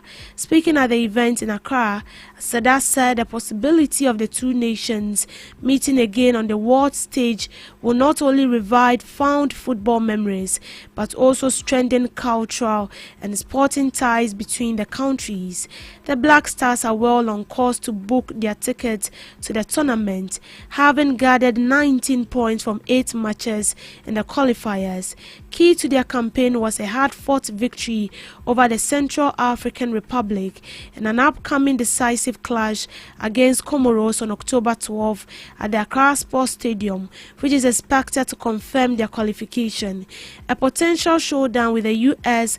would reignite a rivalry that has already produced unforgettable World Cup encounters, with Ghana famously defeating the Americans in 2006, 2010, before being defeated to them in 2014.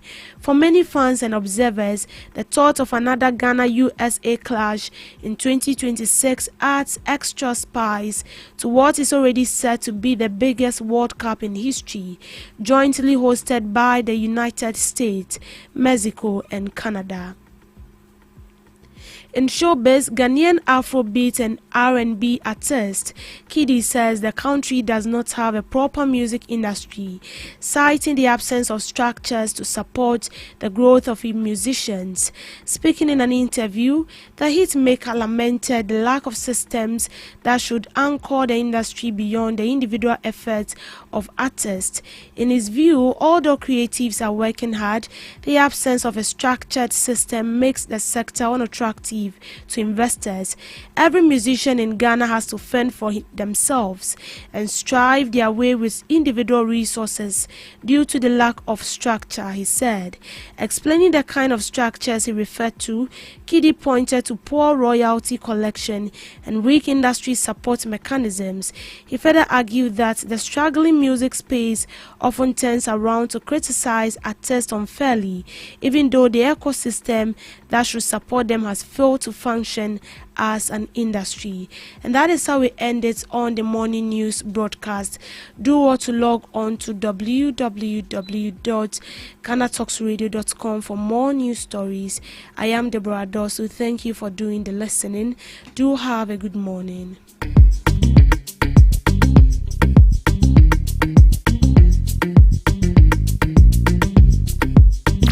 Ghana Talks Radio, #1. Are you ready to amplify your business or brand's reach and make a meaningful impact in Ghana and beyond? Partner with Ghana Talks Radio today to connect with a diverse audience across Ghana and beyond.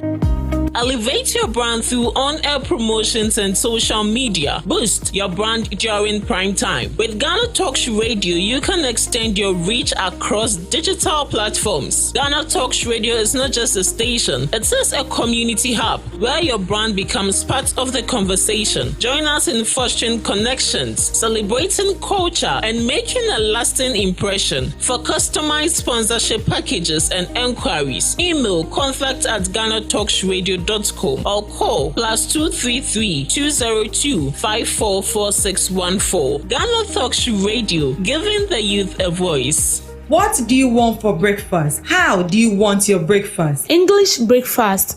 French fries. Koko Nikosi, alo komi kesheto. Wache. Well, Gobe is the real deal. Join us on Ghana Talks Radio. Let's serve you a buffet of breakfast. From news headlines review, current affairs to social issues. Entertainment, sports, and all the trending stories live on our mobile app and across all socials from Monday to Friday, 7 a.m. to 10 a.m. With me, Pakwesi Omare. Regina Bless. Deborah Adoso. And I am Esinal Fiagbedu. This is Ghana Talks Breakfast Show. It's Ghana Talks Breakfast Show on Ghana Talks Radio. A very good cold morning to you, wherever you are listening to us and watching us from, and the studios of Ghana Talks Radio. My name is Pakwesi Omare. It's a Thursday, it's the second day of the new month, and we are so happy and glad to have you in the studios with us. This morning, you've really enjoyed the show, I know, because looking at the weather, the voices of the beautiful ladies has really kept you warm, eh? You are lucky, but guess how lucky I will be as I'm having them join me in the studios right away as we get into the conversations this morning. This morning, we are going to have one of the most renowned and acknowledged international political analysts on our show to have a discussion with this morning. And we are definitely going to speak about the president's speech at the UN General Assembly last week and the impact or the benefits, impacts, and also maybe the consequences we might face based on some of the things that he said from the international community. We are talking about the person, Mr. Godwin Avoy, who is on the phone lines with us this morning, and so yes, we will be engaging him right away. Before we get into that, I want to invite you to join the conversations with us on all our social media platforms, on Facebook, on TikTok, on Instagram, and on X. You can also watch us live on our YouTube channel, Ghana Talks Radio. Now, getting into the conversations right away, we have Mr. Godwin on the phone to hold a discussion. Good morning, sir. Good morning, my brother. How are you? I'm doing very great. I hope you are doing well too. I'm also fine by His grace. We thank God. How was the weather on your side since last night up until this morning? Oh, the weather is cool. Everything is calm. Wow. Yeah. Wow. We thank God. And we are very glad to have you and welcome you onto the Ghana Talk Breakfast Show on Ghana Talks Radio this morning. Thank you very much. Sure. On the President's UN General Assembly meeting and his speech, I decided to, it's a great speech. Yeah. And this speech actually reminds some of us who read on Dr. Kwame Nkrumah and his Pan-African ideas. I decided to group this particular speech into 5 thematic areas. So we will look at the UN Security Council reforms that the president is calling for, the reparations for slavery and colonization that he talks about,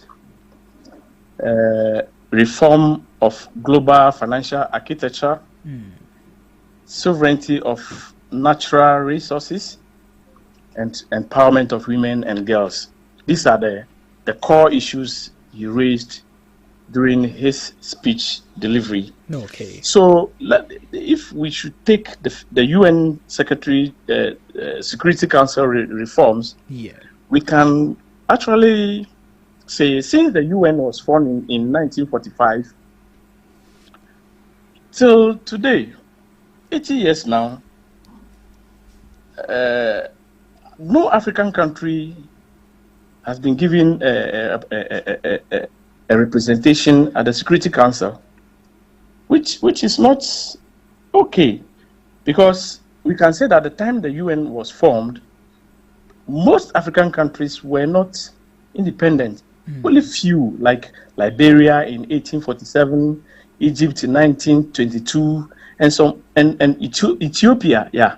But we are in 2025 now, and still those colonial structures that were formed by UN were still holding on to those veto powers. I'm talking about the 5 permanent members: the US, the China, the France, the Russia, and the UK. It's not fair to Africa.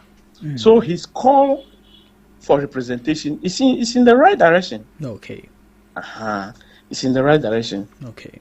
And when we talk about Africa's contribution to UN or the global political system, you can see that we are doing great. For instance, peacekeeping and security issues. We have peace missions organized by UN, like MINUSMA, that is United Nations Multidimensional Integrated Stabilization Mission in Mali. Okay. Which Burkina Faso alone contributed about 1,700 troops to that mission. Wow.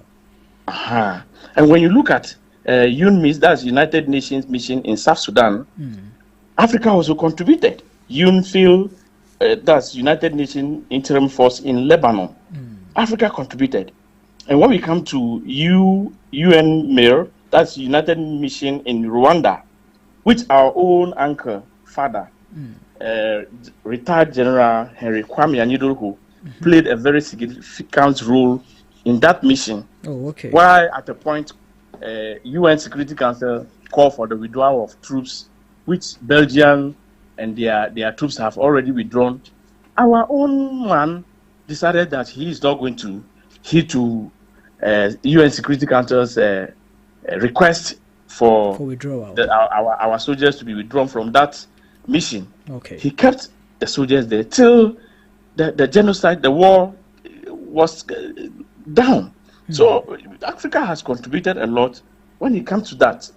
And if you also want to look at our leadership in the African Union, we can say from 1992 to 1996, we have an African who was the 6th General Secretary, that is Boutros Ghali from Egypt. Yeah. And our own uncle Kofi Annan took over from 1997 to 2006, and even won a Nobel Peace Prize in 2001. I hope you are getting me. Yes, sir. When it comes to African troops contribution, Ethiopia do send their men. Rwanda, Ghana, Nigeria, Senegal, all these countries do contribute troops to UN peace missions. Okay. So if up till now, Africa has not been given a representation with veto power in Security Council, it's clearly a cheat, or they are just not recognizing us. So the call for this reform is in a good direction. Okay. I applauded the president for that. Okay. I even want to borrow a statement from my professor, Professor Lord Morku Yefuga of GIMPA. Okay. He said the president's research team need to be commended because they did well, and it's not easy. Yeah. And when we move to the second point, that's the reform of the global financial architecture, the president asserted that the current financial system is rigged against Africa and demanded a reset. Okay. And this gives the continent a greater voice in global multilateral financial institutions. It's true. How was the African financial system rigged? Or the financial system was rigged against Africa? We can see clearly that when we go to the World Bank or the IMF to borrow, you see how the conditions that are attached, very harsh, and literally that we, the underdeveloped or developing countries, suffer when we go for these monies. Okay. So his call for these structures to be reformed is a good call. But Mr. Voy, this particular issue, are we to blame the international market, those we go for loans from or this assistance from, or is something of an internal issue as to how our leaders go for negotiations and even put ourselves in the place of even going back there to borrow in the first place? You see, the reason why the president was very loud and proud on this issue is that, you know, now he's trying hard to stabilize our economy, our inflation, our interest rate, our exchange rate, and all this. He's trying to curtail them so that it will not, go beyond board. Okay. So that when our system is okay, there's no need going there to borrow. That's why he's trying hard to control expenditure and all this. So if other African leaders should adopt this policy or this measure, I think there will be no need even going there. Even if there is a need to go, the conditions attached won't be harsh. Okay. Because the same thing applies to the developed countries as well. When they go for it, their conditions are not like what we go through. So this disparity is what he's trying to call the attention on and probably make changes so that we will not only be suffering when it comes to those things. So he actually did well because without that, Africa will still be lamenting, complaining. So I endorse these particular reforms. Okay. The next point we'll look at, or the next thematic area we'll look at, is the reparations for slavery and colonization. Okay. The president called for this reparation is due to the transatlantic slave trade that took place and the colonization that took place some years back in our coast here. And also demanded that there's some artifacts that were stolen should be brought back. Okay. It's a good call. Okay. And why should African countries be calling for this reparation? Because for historical justice and moral responsibility, we know that from 16th to 19th century, when this slave trade took place, over 12 million Africans were taken into slavery. Have you seen it? Okay, sorry, you finish your... Okay. Yeah. And when you talk about colonization, you see, this colonization was done in a violent manner and violent rule. We were forced to labor, racism, and the beneficiaries are these Europeans and American countries. Okay. They amass wealth, which their country is standing on and continue to prosper today. Okay. Are you seeing it? Yes. So it's just a way of acknowledging and correcting these historic crimes, like how Germany paid a reparation for the Holocaust that happened in the past. Okay. Okay. So it's a good call. African leaders need to support him on this. But Mr. Voy, this particular call, don't you think it's even dead on arrival? Just to put it, because look at the years that has gone by. Look at the bilateral relations we've come to build with these countries who, as to say, back then they took us under slavery and colonization. Look at what they've also, in a way, come to support us with. We can speak of our schools. We can speak of our churches. They brought some of these things to us. They came to establish some of these things to us. Is it not time for us to just be on our own feet, stop looking forward to these compensations from these people and build our own, because we still have the resources and we still have the men to become whatever we want to be, other than just looking forward to any compensations from these people? Yeah, you see, his call for this compensation is an additional fortunes he wants to add to Africa's prosperity. Okay. You know, we have an agenda 2063, okay, which is a 50 years development plan, a framework that was inaugurated in 2015. Okay. To make sure that by the time we reach that 2063, most of the things that are happening in Africa, which we see as problem, should be what? At least solved. If not all, greater part of it should be done. Okay. So calling for this particular reparation is in the right direction, because development is a continuous process, and we belong to the international system. Okay. We cannot say that we have our own natural resources which we are not managing or using well, so we cannot call for this. No, demand for accountability. It's a historical crime that was committed against Africans. Okay. Okay. So he's right. All right. The fourth point, which he also touched on, was sovereignty over natural resources. Okay. He called for an end to foreign exploitation of our natural resources in Africa, and which I also agree with him. Sure. There was a statement in quote, "Scramble for Africa." Okay. In the past, this particular statement, I think there will be a book or an article on it as well, was the rapid invasion, division, and colonization of African continent by these superpowers like Spain, Italy, Portugal, Belgium, Germany, Britain, France. All these countries realized that there are natural resources in Africa. Yeah. So those days, they decided to come down here. That is how come we were colonized by the British. It's not just to colonize us and go. No, because of the gold we have. The resources that we have. Yes, the resources. So because of these natural resources we have, I think African leaders are now, they have to sit up now and take this call seriously and foster that kind of friendship among themselves. And with one voice, I think we Africans can take our destinies into our own hands.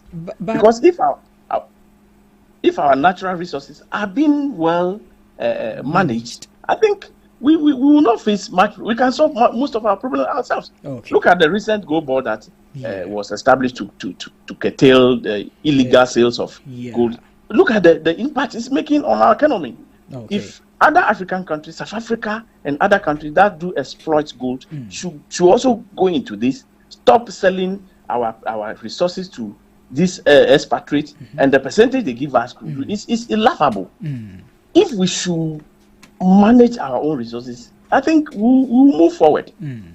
Okay, but with the call for African countries to come together to pursue this common goal, do you think we have that common front within our leaders? Because we can see or allege that some of them still bow to this Western superiors. The least number of those who are bold enough to stand on their feet and speak power to these people are not enough to, as to say, fight the common goal that we are all seeking to achieve. Do you think there would ever come a time that we can all come together as one continent, stand on our grounds, and make this common goal a reality to our people in Africa? You know, it's one of the implications that I would like to talk about on Africa, if we should reach there. Sure. So I think I'll reserve much and talk over there when we reach there, because that's fair. Surely we need to come together. That is why me particularly, I'm not happy about what is happening in Cameroon, while Paul Biya, a 93 years old man, is still standing for an election. What will he be telling the youth? What will he be telling future generation yet unborn? So we need a group of African leaders who think about the youth tomorrow. Okay. So that with this mentality, I think we can move forward. Okay. So I support the call for this particular reform, especially when this man, the president of Kenya, William Ruto, also made his speech calling for a support and a reform for the Security Council, for a representation of Africa in the Security Council. I like that because our president spoke about it and he also buttressed it. And it's a good call in the right direction. The right direction. So when we start small, we will get there. Okay. It's just that it's difficult. These African country leaders think differently. So you see what is happening in our top here, just Burkina Faso, Mali, and Niger. It's because of mismanagement of our resources that made these people to take over. Because anytime these coups happen, you could see that the citizens are happy. Are you getting it? Yes. So AU, ECOWAS need to sit up. Okay. You can't sit down for your leaders to be mismanaging our natural resources, and then you keep quiet. Unless something happens, then you stand up. Oh, I'm taking you out of our group. You are no longer part of ECOWAS. No, that will not solve the problem. Okay. But make sure that the fundamental issue is being resolved. Good governance. And ordinary citizens don't want anything much from government too. Okay. Better rules. Yeah. Electricity, affordable ones, of course. Yeah. And what? Healthcare, education, infrastructure. Yeah. These are the basic things we need. Okay. And if these things are moving, and it is through our own resources that we are selling and getting the revenue to do this, I think nobody will stand up one day and say, I'm taking the gun, I'm going to do. No. So these are regional bodies, regional blocks should sit up. Otherwise, it will take us a long time. Africa is over age. It's time for us to stand up, be on our own feet, be strong, and then this, formerly some years past, we've been calling for Africa beyond aid, Ghana beyond aid. It's a good call. Yeah, I applauded our former president for championing that cause. So we should continue like that. Okay. And other African countries should also adopt it. And then before we realize, one day we'll be there. Okay. Those countries we see today, the UK, the America, and they did not develop in a single day. It takes time. Are you getting it? So just our mentality here in Africa, our leaders should know what to do for their citizens. Don't mismanage our resources. Okay. Then we'll get there. Right, and the final part of his speech is the call for empowerment of women and girls. Okay. And the president emphasized that the importance of representation and equal opportunity for women and girls reflects on Ghana's and it's a good call, and also use this opportunity to reflect on our vice president, Professor Jane Nana Opoku-Agyeman, as the first ever African. It's true. It's true. He's just trying to remind UN that it is in their charters, in their UN charter, and some articles about women empowerment. For example, when you go to Article 1, page 3, says there should be promotion of what? Respect for human rights and fundamental freedoms for everybody, without discrimination on race, sex, language, or religion. And even Article 8 also talk about UN shall place no restriction on the eligibility of men and women to participate in any capacity under condition of equality in each principal and subsidiary organ. So you can see very clear. And I get the reason why he's calling for this. The current UN Secretary General, his second term is ending in 31st December 2026. And the Deputy UN Secretary General is Amina Mohammed, who is a woman from Nigeria. So you can see clearly that the president is campaigning for this woman one day, if she should stand up to be a Secretary General. Be the Secretary General. Yeah, she will just be voted out straight. Wow. So you can see that the president and his team, his research team have done well on this. Sure. I like this. Sure. And it's like he himself is a communicator, so he's abreast with international relations issues. Exactly. So we can be proud of this. Okay. So when we want to talk about the implications or the impact on Ghana, we will say on a diplomatic front, Ghana is being positioned very well in the international system. Okay. Because of the leading voice in the reforms that we are calling for right now. Okay. So in this situation, it will influence or attract favorable partnership with other nations who shares on this particular reform agenda. So I like this. I was watching a TikTok or some videos, and then some Nigerians were crying.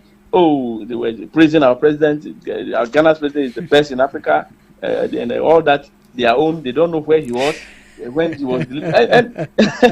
And you can see that as a Ghanaian, you will be proud. Sure. So countries that share this particular agenda with the call would like to partner Ghana, and this will even those in diaspora will attest to the fact that it will open some doors for Ghana. Okay. Some people will say, "Wow, this president he's been bold and called for this. Let me visit his country and see what is happening." Okay. So I'm not surprised he's using the research that he's doing at home over there, because if you are not doing your home well, you cannot go in that international stage and be talking. And people, they'll quickly come to your home and check what are you doing. Okay. Speaking of that, I was actually coming to this, but since you brought it up, let me ask you anyways. Okay. Do you think that the president's speech as to what it portrays out there can be said same in home? Because there is a saying, a good adage, that charity begins at home.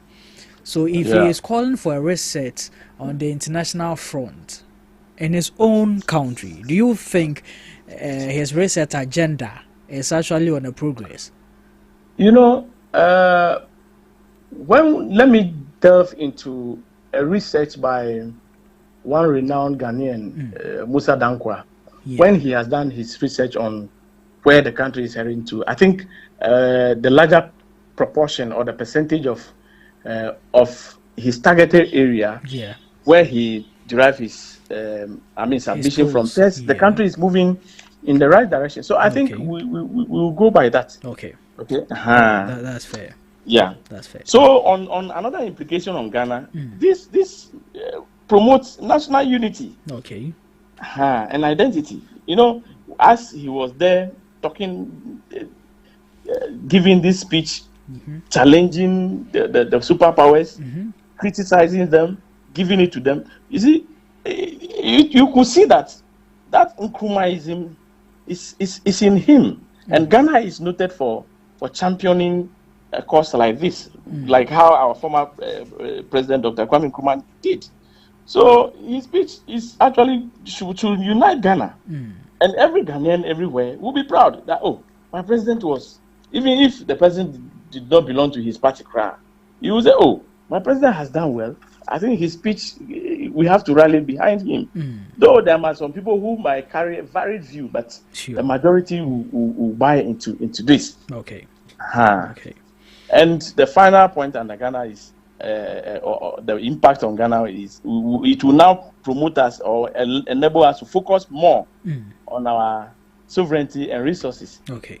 And this call to end foreign exploitation of our natural resources is good. Okay. Because if our domestic economic policy are well focused on our economic progress, you could see that our resources will be well used. Okay. And this will have an impact on the economy. Okay. By a situation whereby you've given your gold reserve to a foreign company, and then they gave you, let's say they take 80% and you are taking 20%. What are you doing? Our chunk of the resources or the revenue that we're supposed to get from this is going somewhere else. So African countries should take this seriously and then focus. We can get there. Okay. We can get there, yeah. We can get there. So let's move on to the impact on Africa. You know, Ghana, we are part of Africa, so there will definitely be an impact on the continent. Sure. His call is just reinvigorate the Pan-Africanism idea that Ghana is noted for through our former president, Dr. Kwame Nkrumah. Okay. You know, as JM framing gives fresh momentum, his call gave fresh momentum for a long-standing campaign for this reform in the UN, African reparation, African representation, and then the reparation of the slavery.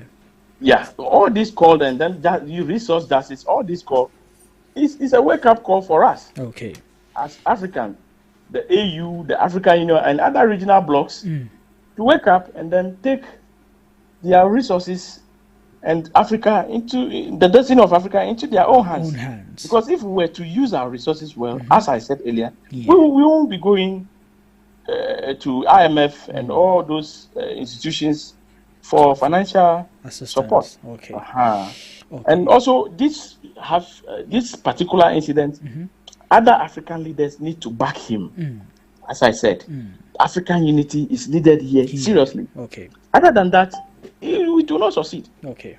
Yeah. So we should use this opportunity, and then the blocks, the regional blocks that we have, the AU, the ECOWAS, the SADC, and then the recently built African Continental Free Trade Area, which Accra has the head office here. We should harness all these opportunity and then to promote the unity that we want in Africa. Okay. A day will come, we all dream that African should have one passport, one single currency. These are the unity that we want. Otherwise, it will not work. Okay. So Africa, his call is in the right direction. Okay. Mr. Voy, before we leave you this morning, I want to ask just one direct question. Okay. Do you think the black man, the African, is capable of managing his own affairs without...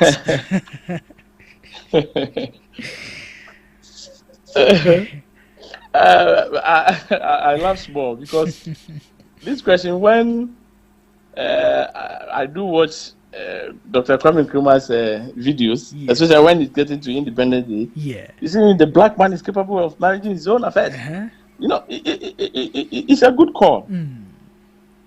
He's just trying to put into the African leaders that don't put your mind on these foreign countries. Whatever we have in our country here, in our continent here, if we should put them into good use, we can do it. And the human resource, we have it. Look at the notable people that I've mentioned to you. They are from the African continent here. Are you getting me? Yes. So we are capable. It's just that, you know, the corruption and other nepotism, these traits are what is delaying our destiny as an Africa. Okay. We can do it. Okay. If we should have Nkrumah's type of leadership, like what, excuse me to say, Traore is doing in Burkina Faso now, the only problem is that he came through military coup, which is not widely acceptable. But if we should have a kind of leaders like that who think about the citizens, the program, go and see the kind of roads he's constructing. Wow. Go and see the stadiums. Wow. You could see that the guy is thinking about his people. Sure. So if we also do the same thing and other Africans do the same thing, actually we will get there. Okay. We'll be there. We are capable. There. Okay. Yeah. All right. Thank you. So in conclusion, there will be a challenge. Okay. His call for these reforms, there will be a serious challenge from the powerful nations. Therefore, implementing this our president's vision will require a prolonged diplomatic engagement. Okay. Alliance building between or among African nations, and internal cohesion among African states. Else, it will be a waste of time. It will not work. All right. If these things are not done, it will not work. So Africa need to wake up and its leaders. So I don't support these African leaders who hold on to power from 19-something, over 40 years, over 30 years. No. Allow the fresh blood, the young ones, to also what? Go. Okay. They are thinking about tomorrow. Yes. But can you imagine a 93-year-old man is standing for an election? Is he going to rule from his grave? No. Africa needs to sit up. All right. So I applaud the president and his research team on this very speech. Okay. Yeah. All Thank you very much. Thank you very much to Mr. Avoy, we are really grateful and humbled for your submission, your education, and your enlightenment this morning on the Ghana Talks Breakfast Show in regards to the President's speech at the UN General Assembly last week. We will come your way anytime there is an international discourse to be held on this platform. No problem, I'm always available. Sure, until then. But let's try and make it so that either through a space sure, and other social media channels, so that at least my group members, and then I belong to an international relations and diplomacy network, which so we founded. Do that. Do that. My members need to be watching, okay, and we also learn from there, and then we move Ghana and Africa forward. Sure. Thank you very much. Thank you very much too, and enjoy the rest of your day. Same to you. Okay, so that was Mr. Godwin Avoy on the show this morning, giving us some enlightenment and education on what transpired at the UN General Assembly last week, especially in regards to our president's speech at the conference. Now, coming back into the studios here, I have Saeed Hamdaway in the studios. He speaks for the NDC, and we are also looking forward to have the NPP communications team member join us. But before then, yes, we will head on with the conversation. Hamda, good morning. Good morning to you. I believe you are doing well. Yeah, alhamdulillah, I'm doing well. We thank God. The weather has been some way, It's not easy. But yeah, before you walked in, that was Mr. Godwin Avoy on the phone lines with us, speaking of the president who came to power through your party, his speech at the General Assembly of the UN last week. But listening to the president yourself as a youth and as an African, what did that speech bring to you? All right, so before I go in, let me first of all say very good morning to your listeners and also those watching us from Facebook Live and also all your social media platforms. Sure. Yes, so coming in, I monitored and I watched through the presentation Mr. Godwin Avoy did. In fact, it's very solid. Everything was on point. You see, the president really made all of us as Ghanaians proud at the international representation. Looking at the speech, it was very solid, and I think Mr. Godwin emphasized it on that. Yeah, it was very solid, well presented, eloquent, and comprehensive. I think everybody understood what the president was trying to communicate. Everybody understood what the president was carrying forward. You see, after the speech, if you watch through the spaces, you realize that a whole lot of people were commending the president. Sure. We have our former, let me say, representative at UN, and also our former president at the ECOWAS, who is a Ghanaian. Yes, Mohamed Ibn Chambers. He was a former member of parliament here, and later on he became a diplomat, and he has been working at the international front for a very long time. So after the speech, Mohamed Ibn Chambers came to commend the president. He said, in fact, for a very long time, this is one of the best moments that Ghana has ever had at the UN General Assembly meeting, because the things that the president said, in fact, everything was on point. What he emphasizes on everything that he stated, Charlie, like, it was a proud moment to be a Ghanaian. Yes. After the speech, I went through Facebook and also YouTube, and I saw some comments, and even I watched through the video. It was about 23-25 minutes, and as at that moment when I started watching the video of the president's speech, in fact, like, I couldn't move again, because the speech was very touching, something that, like, as a young person, I really admire, because looking at the speech, I really hope that in the nearby future this could be Hamdaway speaking at the international front. The president really made us proud, and the things that he points out, everything was in fact solid. Okay. Looking at the call he made concerning Africa having a permanent representation at the UN Security Council. Okay. It was something that was very solid and crucial. Yeah. And you see, as Africans, we shouldn't just be there as we are bootleggers. You know, it's our time. Members of society. Exactly. It's our time. We also have our fair representation. We shouldn't sit and some people will go and decide and come and impose on us. Certain things are there. We must be part of the decision-making bodies. Just like it's been said with the young people, it's our time the young people have fair representation at the decision-making bodies. So if young people are calling for this, why not a continent?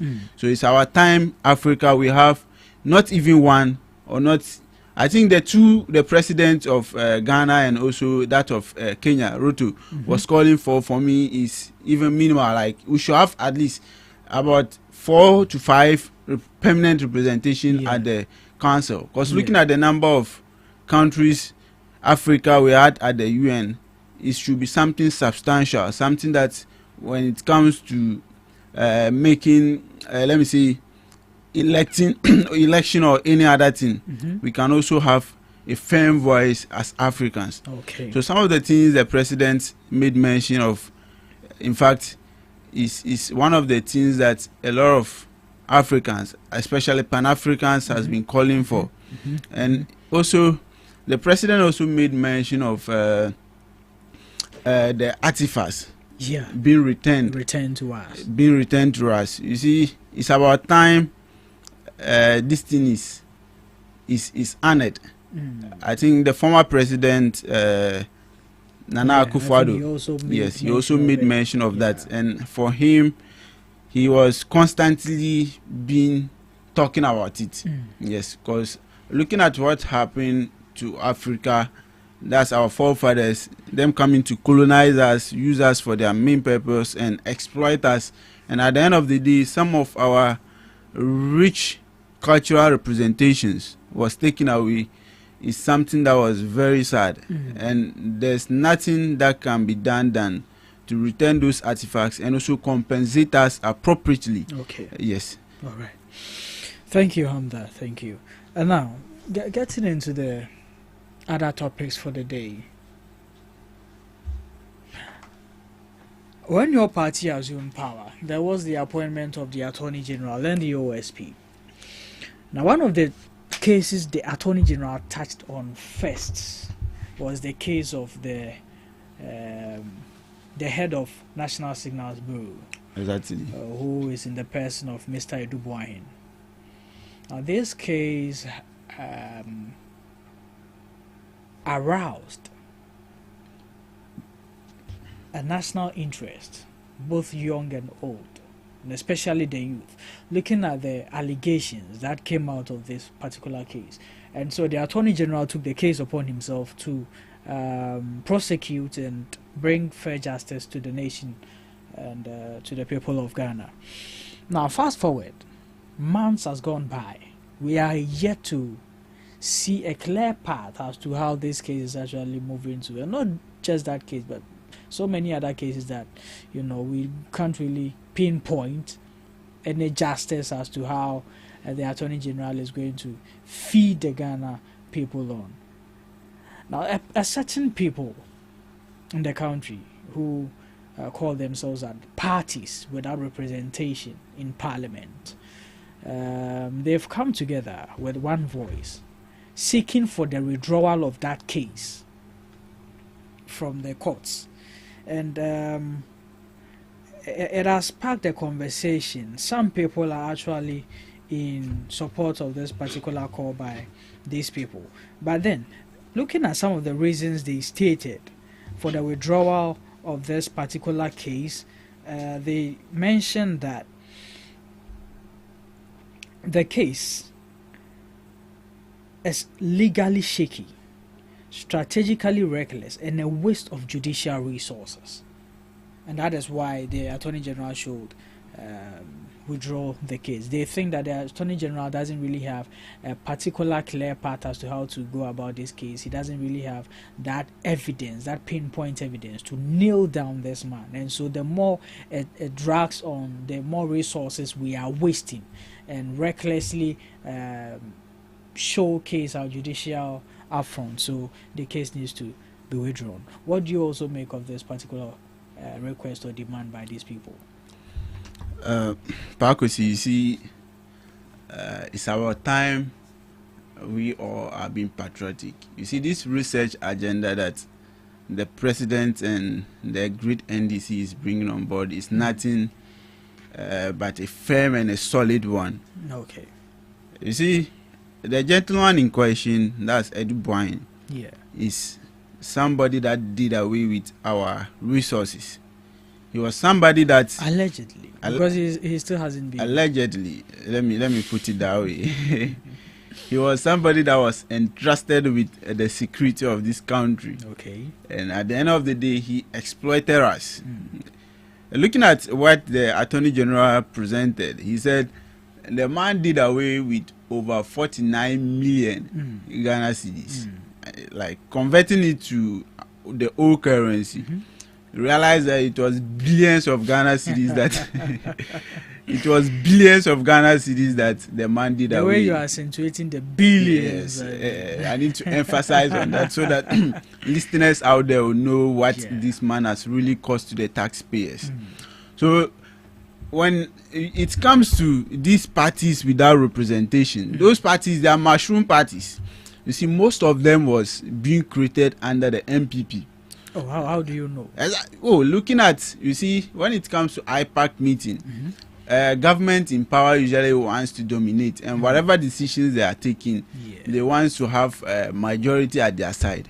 So most of these parties, you realize that somebody will just go and did his business and you gain some resources, come and mobilize some 2 or 3 people and form a party. Those people was actually backed by the MPP. So most of these decisions that MPP was taking, this mushroom party will come and solidify it. So them coming in to say that the Attorney General case on Edu Boyne is baseless, is something that lack facts, and is something that is shaky. For me, I see it as something that they are pursuing an agenda for the opposition party. Oh, really? Oh, exactly. You see, it's about time everybody in Ghana become patriotic. You see, corruption is something that is hindering the progress of Africa. And let me narrow it down. In Ghana, you see, it's our time we fight corruption head on. And we shouldn't care about who committed this and who benefited from it.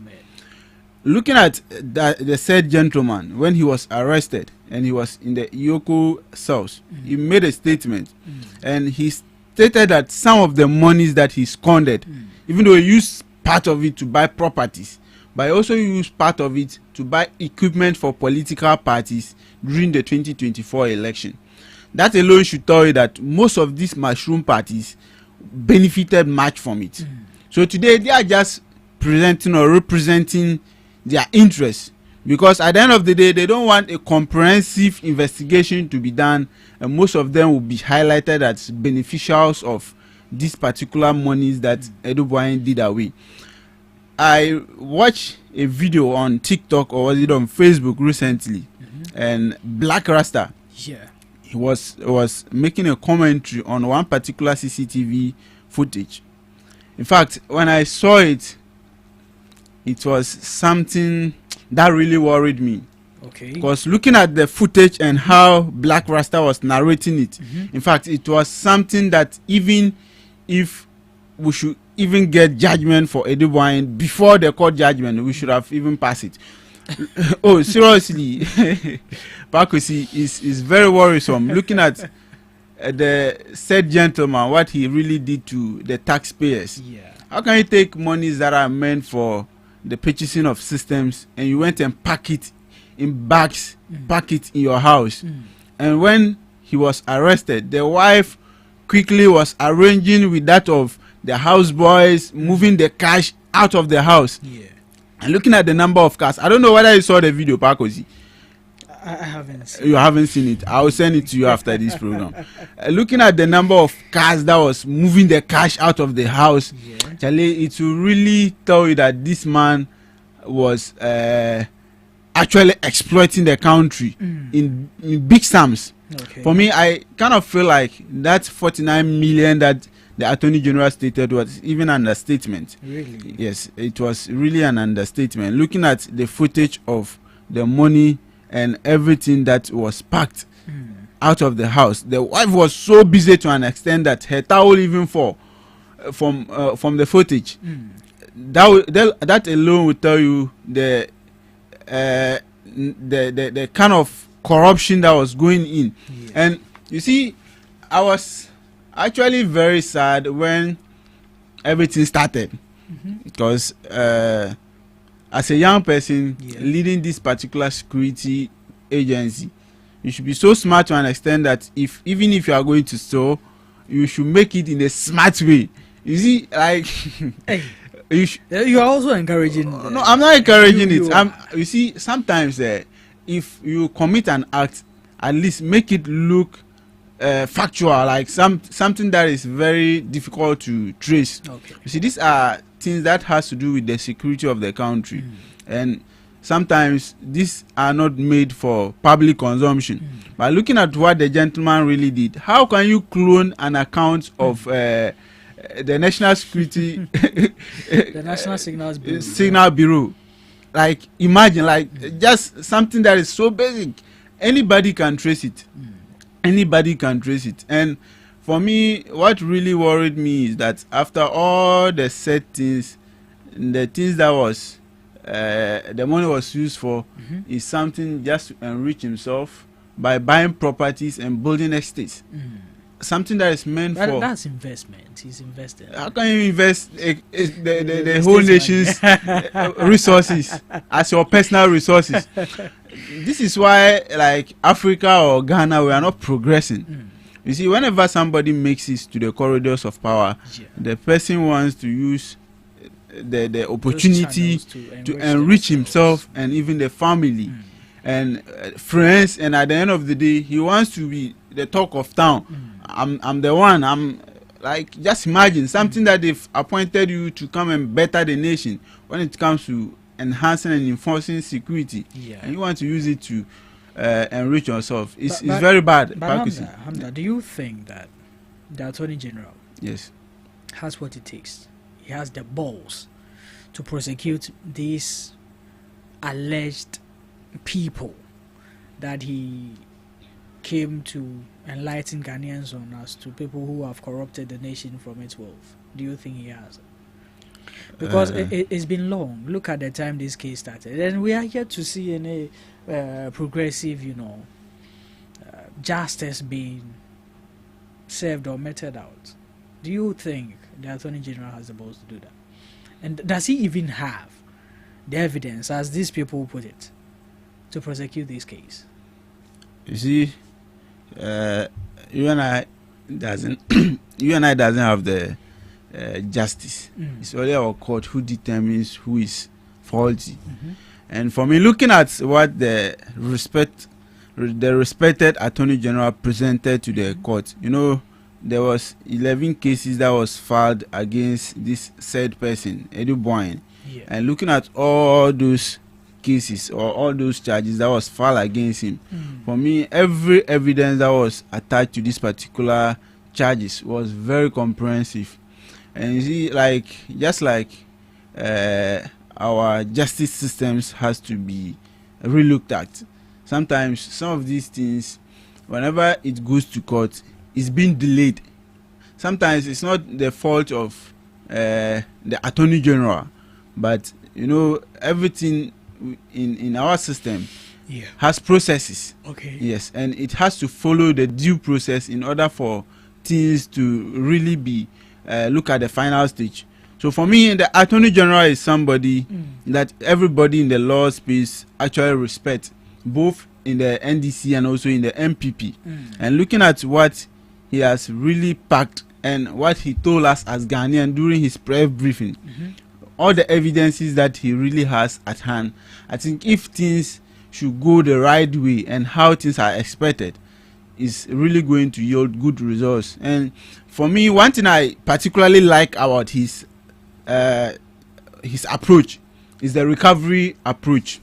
You see, sometimes as Ghanaians, mostly someone who just can commit crime and do away with our resources because he has been a somebody who has ever served the nation. They will give him, let's say, 5 to 7, 10 years. And 5 to 7, 10 years, let's assume that this said gentleman, the 49 million Ghana cedis that we are talking of, he really takes the money and he has it in his possession. He used this 49 million to go and invest in different investment opportunities. Yeah. And at the end of the day, he has been found guilty and he's sentenced for 9 years, or let me say 10 years. Once he's serving his 10 years in prison, his 49 million will be somewhere working for him. At the end of the day, he will serve his 10 years, come out and have his 49 million with in touch.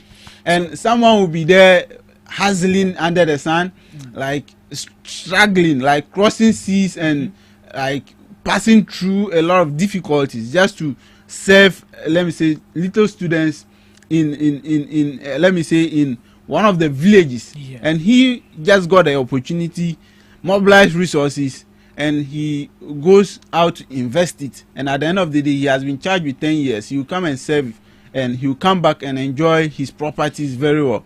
So for me, the Attorney General approach with the recovery is something that is very commendable. Okay. I really like the fact that he's focusing on recovery instead of just charging the person. Okay. Yes. Now, let me ask this question. Okay. With what you just said, just last today is Thursday, just last Tuesday, there was a case in the court. A young man who has stolen a mobile phone, who has been imprisoned for 9 years. A very young man, younger than Eduboyan. Now, why didn't the courts use that same recovery method on these people?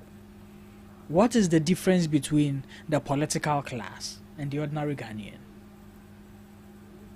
I don't know if you are getting me. Yes. This is just a mobile phone. This man has robbed an entire nation, allegedly. And we are giving him a term of recovery. What happens to the young man who was starving? So he only went to cut somebody's plantain in his garden and was jailed for 7 years, for 15 years, for this years.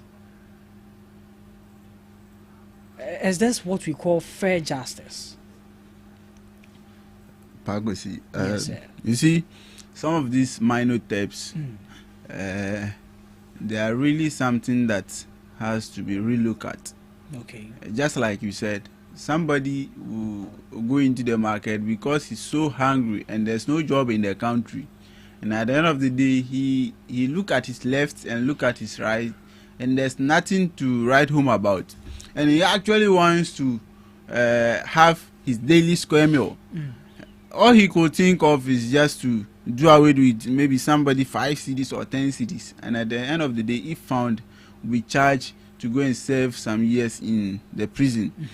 I really think we can tackle it at the bottom by reforming our judicial systems. Okay. In the sense that when somebody is charged with this kind of minor theft, first of all, if the search item is recovered, they can actually put the person in, let me see, they can actually put the person in a reform procedure in order to reform the person back into the system. Okay. Rather than just jailing the person for 5 years, where the person will go and waste his life in prison or in cells.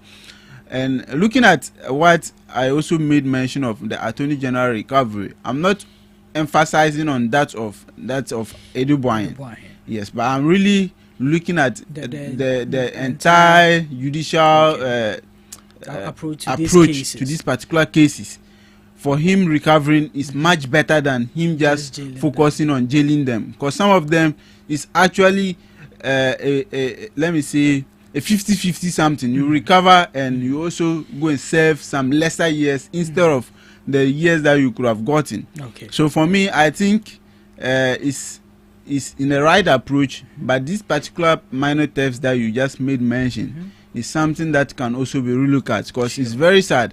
Let me say, if you have a brother and at the end of the day you heard that your brother stole plantain, and because of the plantain is going to jail for 9 years, is something that is very sad, and it's something that we all have to relook at. And you see, some of these things is not anything but lack of jobs and lack of let me say community training and home training, and there are things that individuals should actually be reformed in order to pass through the right processes in society. Okay. Yes. All right. Thank you, Hamza. I think because of the rains, Joseph is finding it very difficult to make it to the studio, but we will carry on with the show even in his absence. Now let's look at the next topic for discussion, and this particular topic here, I have some interest in it. You know of the Public Accounts Committee, right? Yes. It's a very popular Public Accounts Committee. They've been doing some good works for the nation recently, and one of the issues that came up has been within the sectors of the health ministry in Ghana. One of the most worrisome sectors we have as a country is the health sector. They are underprovided, they are understaffed, they are under-equipped, so on and so forth. We can go on and go on and go on. They are underdeveloped. Their infrastructures bad. All our major hospitals in Ghana here are lacking beds. They lack beds for patients to sleep on. We don't have dialysis machines whatsoever. Now, all these things, we tend to blame the government for not providing them. Fast forward in this year, right after the appointment of the health minister, in the person of Honorable Minta Kando, he took upon himself to do some August visits where he comes to your hospital unannounced and all that. And there were instances that he went to some places and there were things not going on so well. He confronts them and the country labels him rather. They blame him for confronting the hospitals because they think the government hasn't provided much for the hospitals and that the hospitals can't do anything about some of these situations, blah blah, so on and so forth. There was a particular instance or situation in Temale Teaching Hospital. That's where I'm coming from. Wow. Yes. What brought about, so you know about that incident, yes, right? Okay. Just a few days ago at the Public Accounts Committee, now we realized that the same people who were crying foul for not being provided with basic amenities and equipment have been paying monies to a dead staff for so many months. We look at Kolebu. We look at the monies that has been misappropriated. Monies that could have served that hospital a good load of development.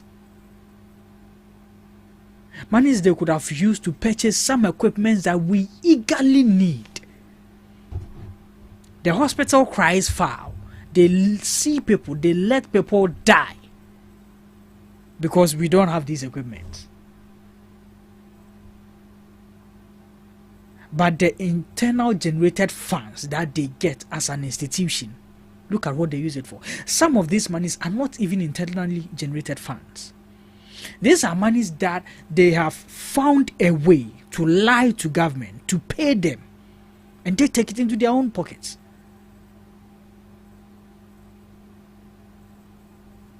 How wicked can we be as a people? What do we gain from doing these things? And then we turn around and then we blame the government. Now imagine you are a government whom, let's say you are a father, you have a son. He's always crying for another woman, me say, another woman, me say. Then you come to find out, say, dear, adibia oma wutua wonka kra no sana sa ade no exist nsa ska no kra ogia okodi so obeka bibia nkasa a kire wa hu hia se fama na wo de be ma no. Will you have that willingness to provide it to him or for him?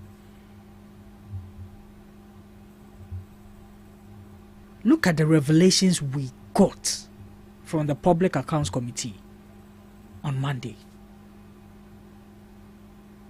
These people who are found culprits, what do you think should be done? And this entire thing, because this is not something happening only in this, it goes beyond just the hospitals. In so many government institutions, these things are going on. We've always been fighting ghost names. Look at how long the NSS portal has taken.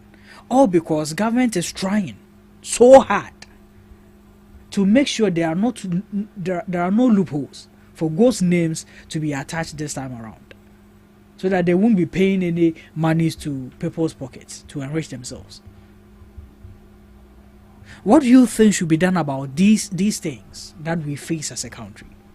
And these people found culprit, especially in this particular cases, what should be meted out to them to serve as a deterrent to other people who would have that edge to even try such a thing?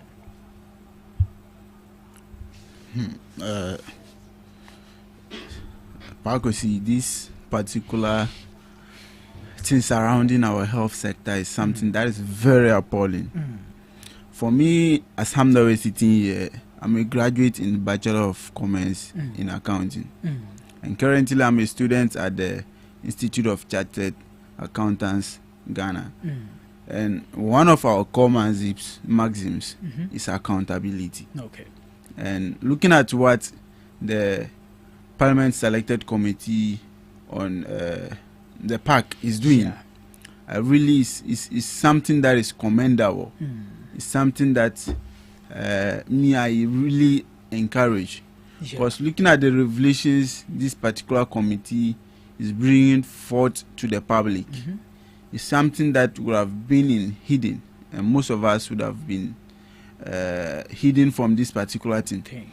You see, when the health minister started his tour, a lot of people were saying he's doing it for the cameras.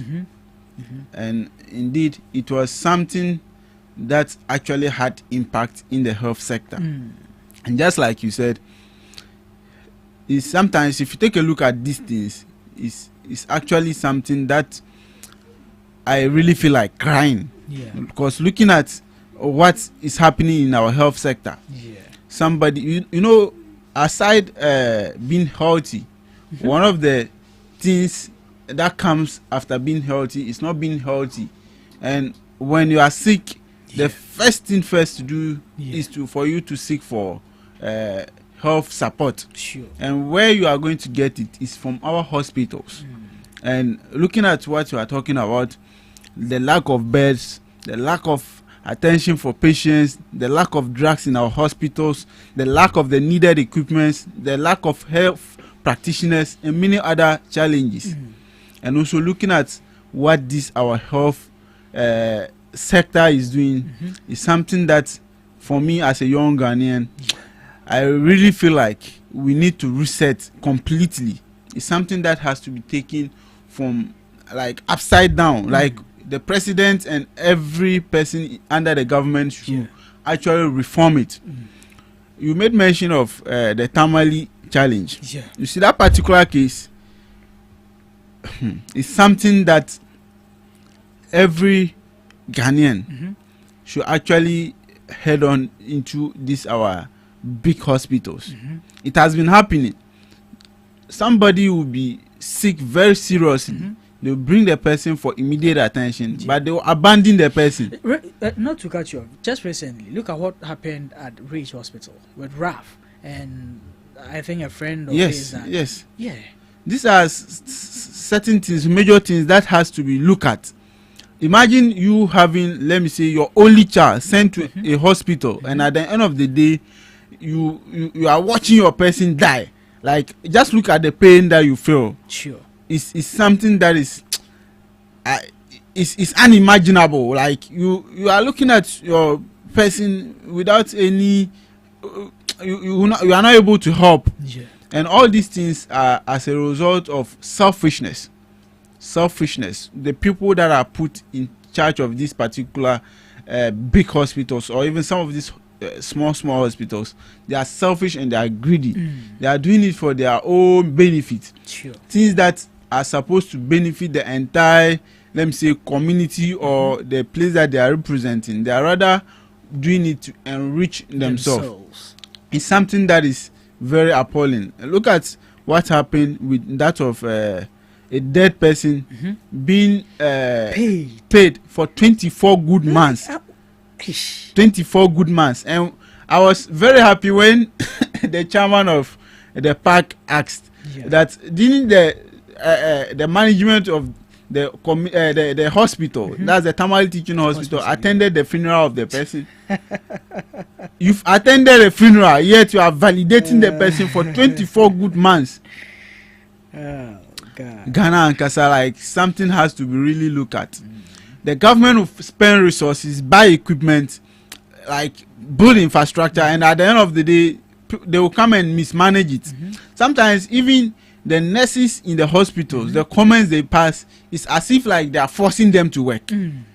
Something that is your profession. You've gone to school to learn this for 3 years, 4 years. Like, some people even go on to master it. Yeah. And at the end of the day, you come and just treat patients anyhow. Sorry about that.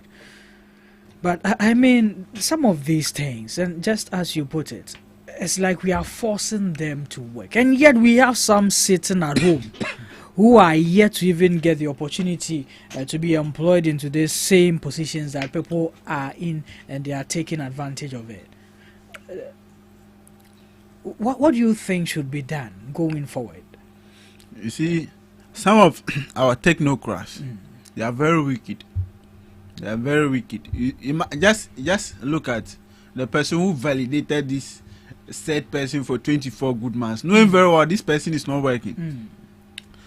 He's not working. I'm sure some of them, they cut deals with their family who validate this person, and when the money comes, we take 50 and give us 50.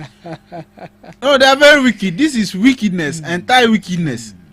And yet somebody will go to school, comes out, and the person will be in the house crying that there are no jobs. Meanwhile, the hospitals are filled with ghost names. Something that they could have cleared the system and even employ about thousands of young people to come and occupy and really serve the nation. Sure. Not long ago, they did some, they conducted some cleanup in the system of the Tamale Teaching Hospital. And thousands of names was found in the system as ghost names. Wow. Ghost names. The same hospital that was holding the government and even the Minister of Health to ransom. Exactly. Charlie, these particular cases, there are really things that I think the government should pay much attention to. And you see, some of these challenges also has to do with the government. Okay. You know, sometimes those appoint these CEOs, they will come and they will want to serve the government interest. So at the end of the day, someone will be there because he's an MPP, and the CEO of the hospital is also an MPP, and his wife is going on a steady leave. And you know, sometimes those steady leaves, it doesn't demand pay, steady leave without pay. But because he's a party person, he will come and do some 1, 2, 3 movement, and they'll grant the steady leave. At the end of the day, the person will still be taking pay. Wow. All at the expense of the nation. Okay. So these are things that actually has to be relooked at. Okay. And some of these things I think if we give it much attention, and if the government really emphasize on restructuring it, things will actually get better. Because I don't think it's something that is beyond the nation. Yes, because looking at it, everything in life, development itself is a process.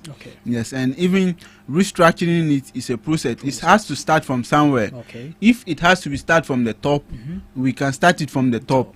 It has to be start from the bottom, that is providing the necessary equipments, but making sure that accountability and everything is rightly in place. Because some of them, they actually get enough resources from their internal generated funds, but at the end of the day, they mismanage it. Not long ago, when the Minister for Health provided those equipments, he made a statement that was very profound. Always we give you these equipments, in less than 12 months, the equipments will break down. You come back demanding for new equipments. And I've learned that, one thing I've learned, this is not to even cut you off, I've learned that the hospitals sometimes intentionally mismanage these things. They have people who have created the same avenue of service right beside the hospitals. It could be for scan, it could be for labs and all that. So when you come, your lab we no assay you, but who call him wa or no man casachiro baby ako na koyebi or na fabra. They have a cut, they have a percentage there. The government is paying you. How much is that 10 CDs, 20 CDs, 50 CDs going to do to you? You see, like I said, they are very wicked. So everybody appointed to serve in one particular role or the other is looking at a way of benefiting himself. Just like you said, they've given you like a proper machine. Sometimes those machines are even much good in good shape than that of the private ones they used to do the test and other things. By the end of the day, because of their own selfishness, they run down the machine within some few months, and they'll start driving people to the nearby hospitals. Most of them, they are business people. So whatever that they are doing it business wise. Exactly. And at the end of the day, when the money comes, they'll give them their cut. So some of them intentionally, they'll run down the machines within a short period of time, and when the money comes, they'll sit on it, and at the end of the day, they'll start driving people to the nearby centers that they've actually set up themselves, pretending that they don't know about it. Like there's a particular lab here, I think if you go there to serve us better, that kind of things. So I think the statement the minister actually said on whenever a machine is provided, it should be documented, and when it breaks down, the resources that you generated from this machine should be used to repair it. I think it's something that is commendable. Now, speaking of all these things that we are looking at, what do you think encourages these corrupt acts in our institutions? Sorry. What do you think encourages these corrupt acts in our institutions? Is it greediness? Is it underpayment or undercompensation? Is it that these staff are not very well compensated by the government, looking at their salaries and all, which is why it encourages or it breeds these corruptive acts in our institutions? I think part of it has to do with lack of proper monitoring and evaluation.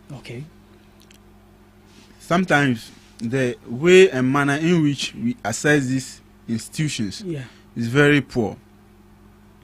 There are some institutions that they will set up, and not only the hospitals, like you said, but most government institutions, they will appoint a head, and the head will take it as a personal property. Everything that comes into that particular institution belongs to him. So some of these things, it has to do with the monitoring and evaluation. If the right monitoring are put in place, at the end of the day, we should be able to reset these particular institutions. And also greediness. Greediness is also one of the main causes. And if we are able to look at the greediness aspect of it, I think we can also do much better, because sometimes it's our reorientation. Some people are there, they actually lack this common knowledge that where you have been put in is something that is meant for the entire community that you are serving, or something that is meant for the entire country. So at the end of the day, if you do it bazaar, like whatever the consequences is going to affect everybody. So reorientation too is part. So monitoring and evaluation, proper one, and also resetting the mindset of these people who are in charge of this. For me, I actually don't feel the pay that they are giving them are less, because they have labor unions, and at the end of the day, we often see that they goes on strike on some of these things.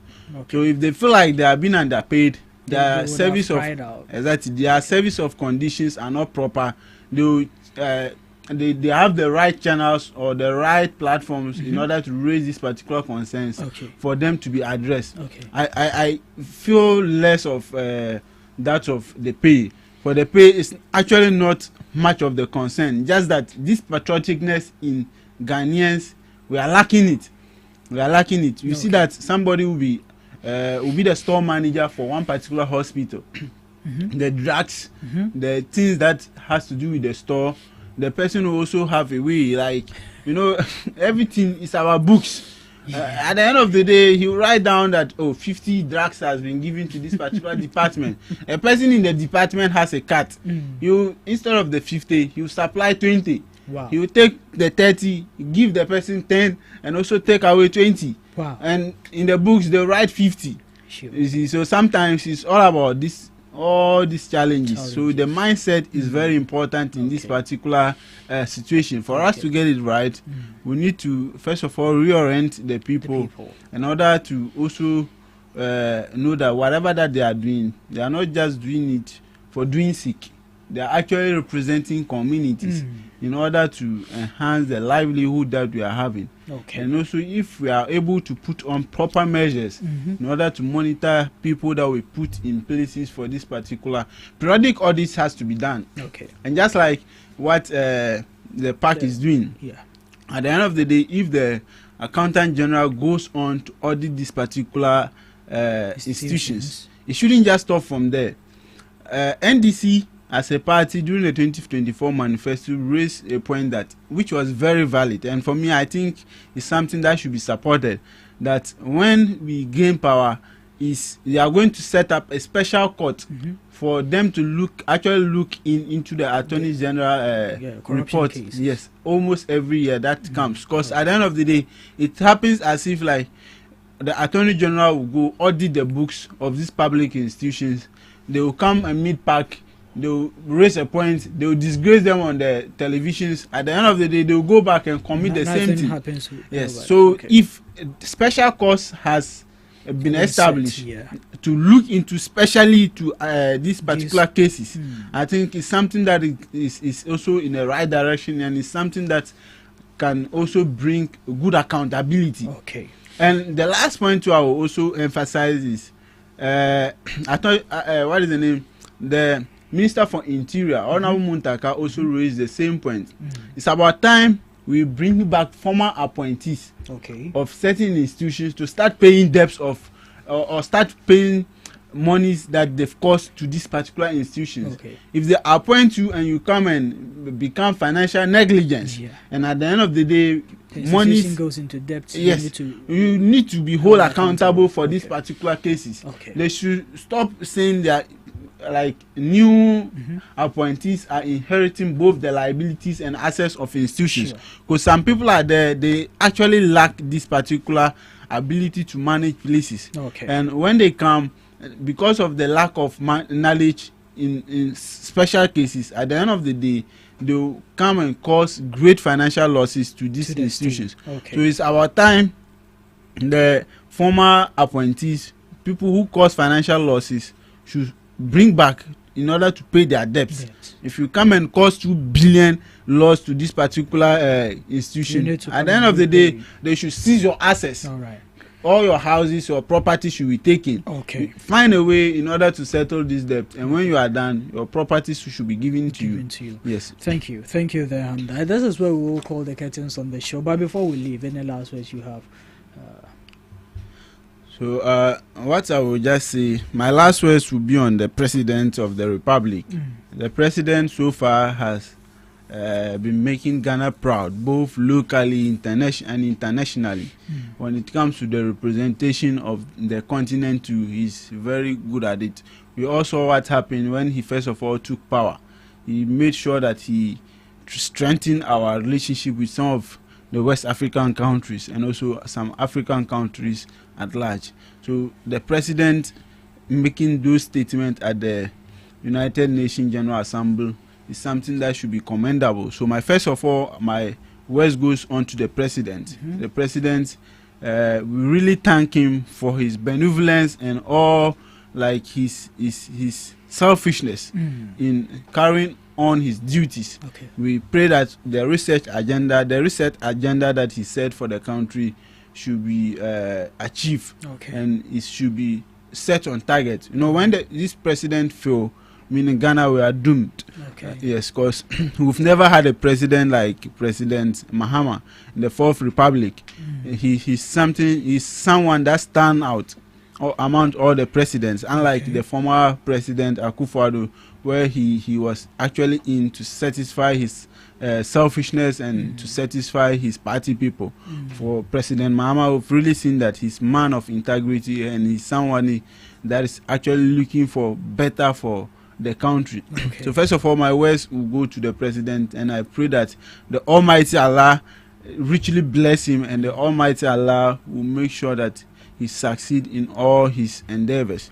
And also I will say a very big thank you to my colleagues and anyone who is listening to me and who has been supporting the movement. You know, everything in life is a process.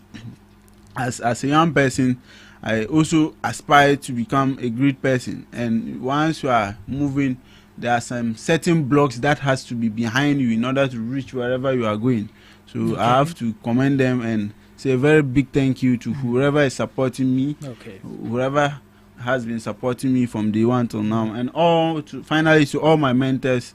I really appreciate the time and effort they are putting in my growth and everything.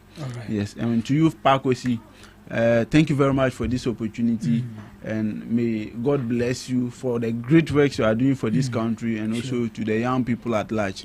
Thank you very much. Thank you very much to Hamdaway, and thank you to all our listeners and our viewers this morning for making time with us. It has been a pleasure, but we will call the curtains now. We will come your way same time tomorrow. Enjoy the rest of your day.